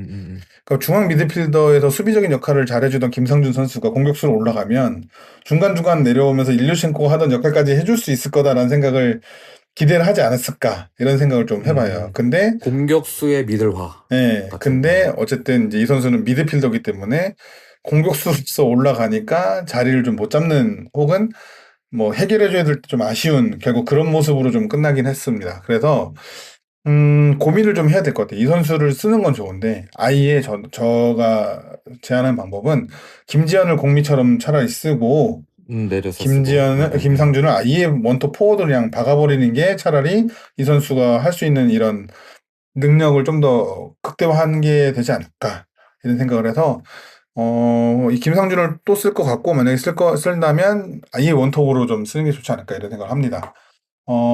그리고 22세 카드가 결국엔 고민일 텐데 그렇다면 이건희와 정동윤 중에는 정동윤을 저는 좀 더 선호하는 편이지만 강성진과 세라핌 생각하면 세라핌이 나와야 되기 때문에 이건희 선수가 선발, 세라핌 선수가 같이 선발 이렇게 나올 거라 예상하고 그리고 이제 기회를 한 번 주면 좀 아쉬웠다고 바로 바꾸지 않으니까 양영모 선수가 골키퍼를 지키고 이기재, 레오, 황석호, 이건희 중앙에는 이민혁과 이규성, 좌측에는 박지원, 우측에는 세라핌, 투톱으로 김상준, 김지현이 나오지 않을까. 그러면서 김지현이 좀 내려와서 해주지 않을까 예상하고요. 결과는 그래도 우리의 2대0 승리 예상합니다. 2대0 승리. 네, 한 줄 평을 남겨보자면 시즌 첫 화성 탐사에 나서는 수원이 화성에 우리의 족적을 남기고 올 것이다 라고 하겠습니다. 화성 탐사에 나서는 수원이 족적을 남기고 올 것이다. 네. 그래서 2대0의 족적을 남기고 올 것이다. 네. 네, 이렇게 남겨주셨고요. 사실 그 김상준 선수 보니까 그 말씀하신 게 잘 드러났던 것 같아요. 그러니까 아래 내려와 있다가 그 1대1 찬스가 날 뻔했거든요. 네. 근데 속도 살려서 나가지 못하고 그 약간 멈칫하는 게 있는데 그 약간 그 어색한 모습이 좀 있었어요. 근데 또 반대로 좀 높은 위치에서 볼을 잡아서 그 반대 방향으로 왼발 찬 거 기억나시죠? 네네. 골대 맞고 나온 거. 네. 예. 그거 봤을 때는 또 그런 역할을 계속 맡기면 잘할 수 있지 않을까 생각이 들어서 지금 원톱을 아예 좀 올려버리는 고정하고, 게. 예. 그것도 좀 굉장히 좋은 아이디어로 저는 좀 보여지고요. 건어스님 준비되셨으면 또 해주시죠. 네, 실제로 나올 선수들과 제 바람이 좀 다른데요. 제 바람을 말씀드리자면 저는 골키퍼는 김민준 선수가 다시 나와야 된다고 생각해요. 뭐 양영모 선수가 나온다고 해서 뭔가 더 나은 걸 기대할 수가 없는 상황이기 때문에 차라리 이 기회에 김민준 선수에게 출전 시간을 많이 보장해 주는 게 어떨까라는 생각이 들고요. 뭐 포백은 권한규 선수 상태에 따라 좀 다를 것 같은데 뭐 괜찮다면 권한규 선수가 나올 거고 뭐 그렇지 않다면 황석호 선수가 나오겠죠. 네. 그래서 뭐 이기재, 레오, 권한규, 이건희 선수가 나왔으면 하고요. 미드필더에는 이규성과 이민혁, 전방 4명은 박지원, 파울리뇨, 세라핌, 김지현 이렇게 나왔으면 좋겠는데 만약에 파울리뇨가 되나요? 그러니까 만약에 파울리뇨 선수가 안 된다면 차라리 이규성, 최영준, 이민혁 이렇게 3미들로 가고 그것도 생각 못 해봤는데 와. 예, 박지원, 3-3. 예, 김지현, 세라핌 이렇게 3톱을 구성하는 게 좋지 않을까. 나쁘지 않습니다. 예, 좋은 아이디어네요. 예, 그렇게 생각하고요. 뭐 결과는 저도 강윤님이랑 똑같이 2대0. 뭐 그래도 화성이니까 2골 정도는 넣어주지 않을까. 화성 갈 거니까. 예, 생각하고요. 뭐 한 줄 평 말씀드리면 화성하면 역시나 경기도 화성 말고 수원 화성이다.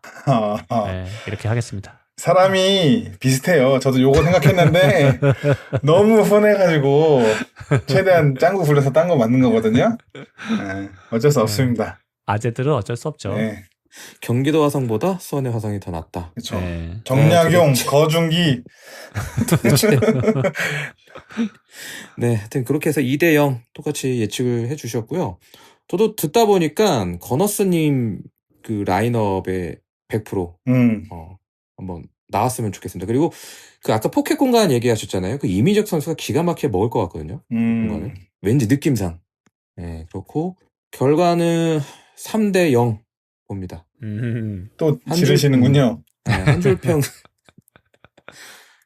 수원의 무실점이 빠를까 내 탈모가 빠를까. 무실점을 기원하면서 설마. 네. 무실점이 빠르길 기대합니다. 네, 내 머리를 걸었는데 3대0으로 완승해서 김포전에 좀 지치셨던 팬들의 속을 좀 달래주셨으면 좋겠습니다. 그렇게 이겨야만 하는 또 상황, 또 상대이기도 하고요. 그래서 3대0 승리 예측해봤고요.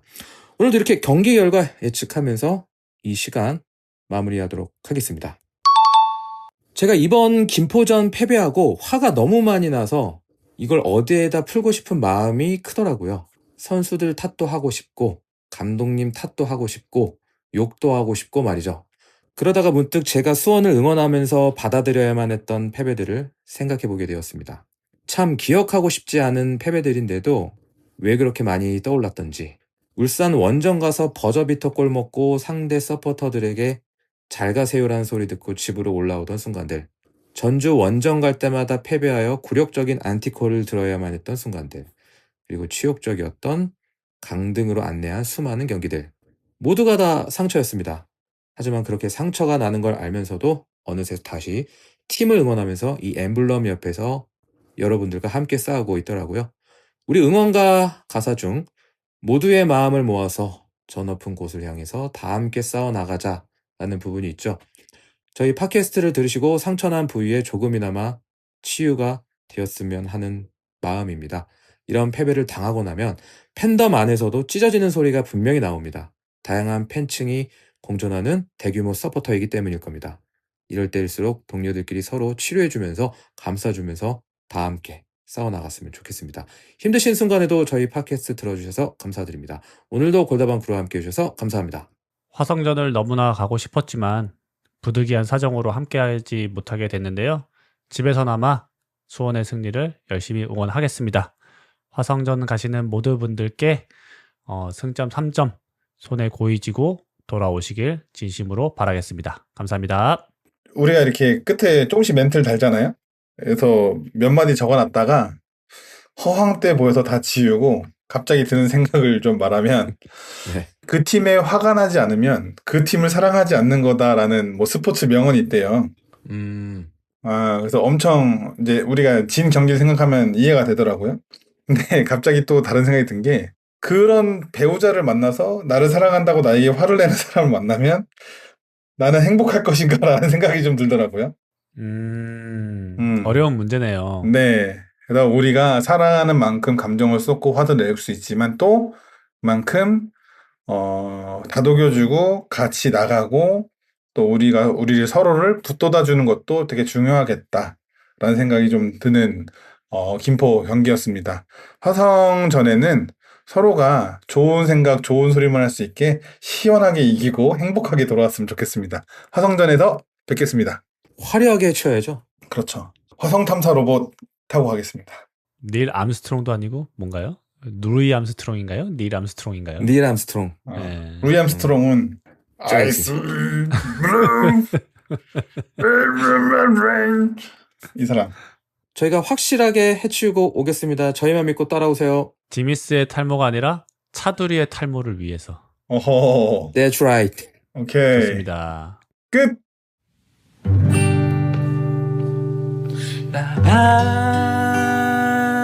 나와 바다를 넘어 여행을 떠나자. 나의 마음의 완이를 또 한 번 더 하얗게 눈이 내리던 그날처럼 나의 마음의 소원을 또 한 번 더 저 하늘의 끝으로 날 데려가. 나와 저 바다를 넘어 여행을 떠나자. 나의 마음의 완이를 또 한 번 더 하얗게 눈이 내리던 그날처럼 나의 마음의 소원을 또 한 번 더 저 하늘의 끝으로 날 데려가. 라반다와 저 바다를 넘어 여행을 떠나자. 나의 마음의 완이를 또 한 번 더 하얗게 눈이 내리던 그날처럼 나의 마음의 소원을 또 한 번 더 저 하늘의 끝으로 날 데려가. 라반다와 저 바다를 넘어 여행을 떠나자. 나의 마음의 완이를 또 한 번 더 하얗게 눈이 내리던 그날처럼 나의 마음의 소원을 또 한 번 더 하늘의 끝으로 날 데려가.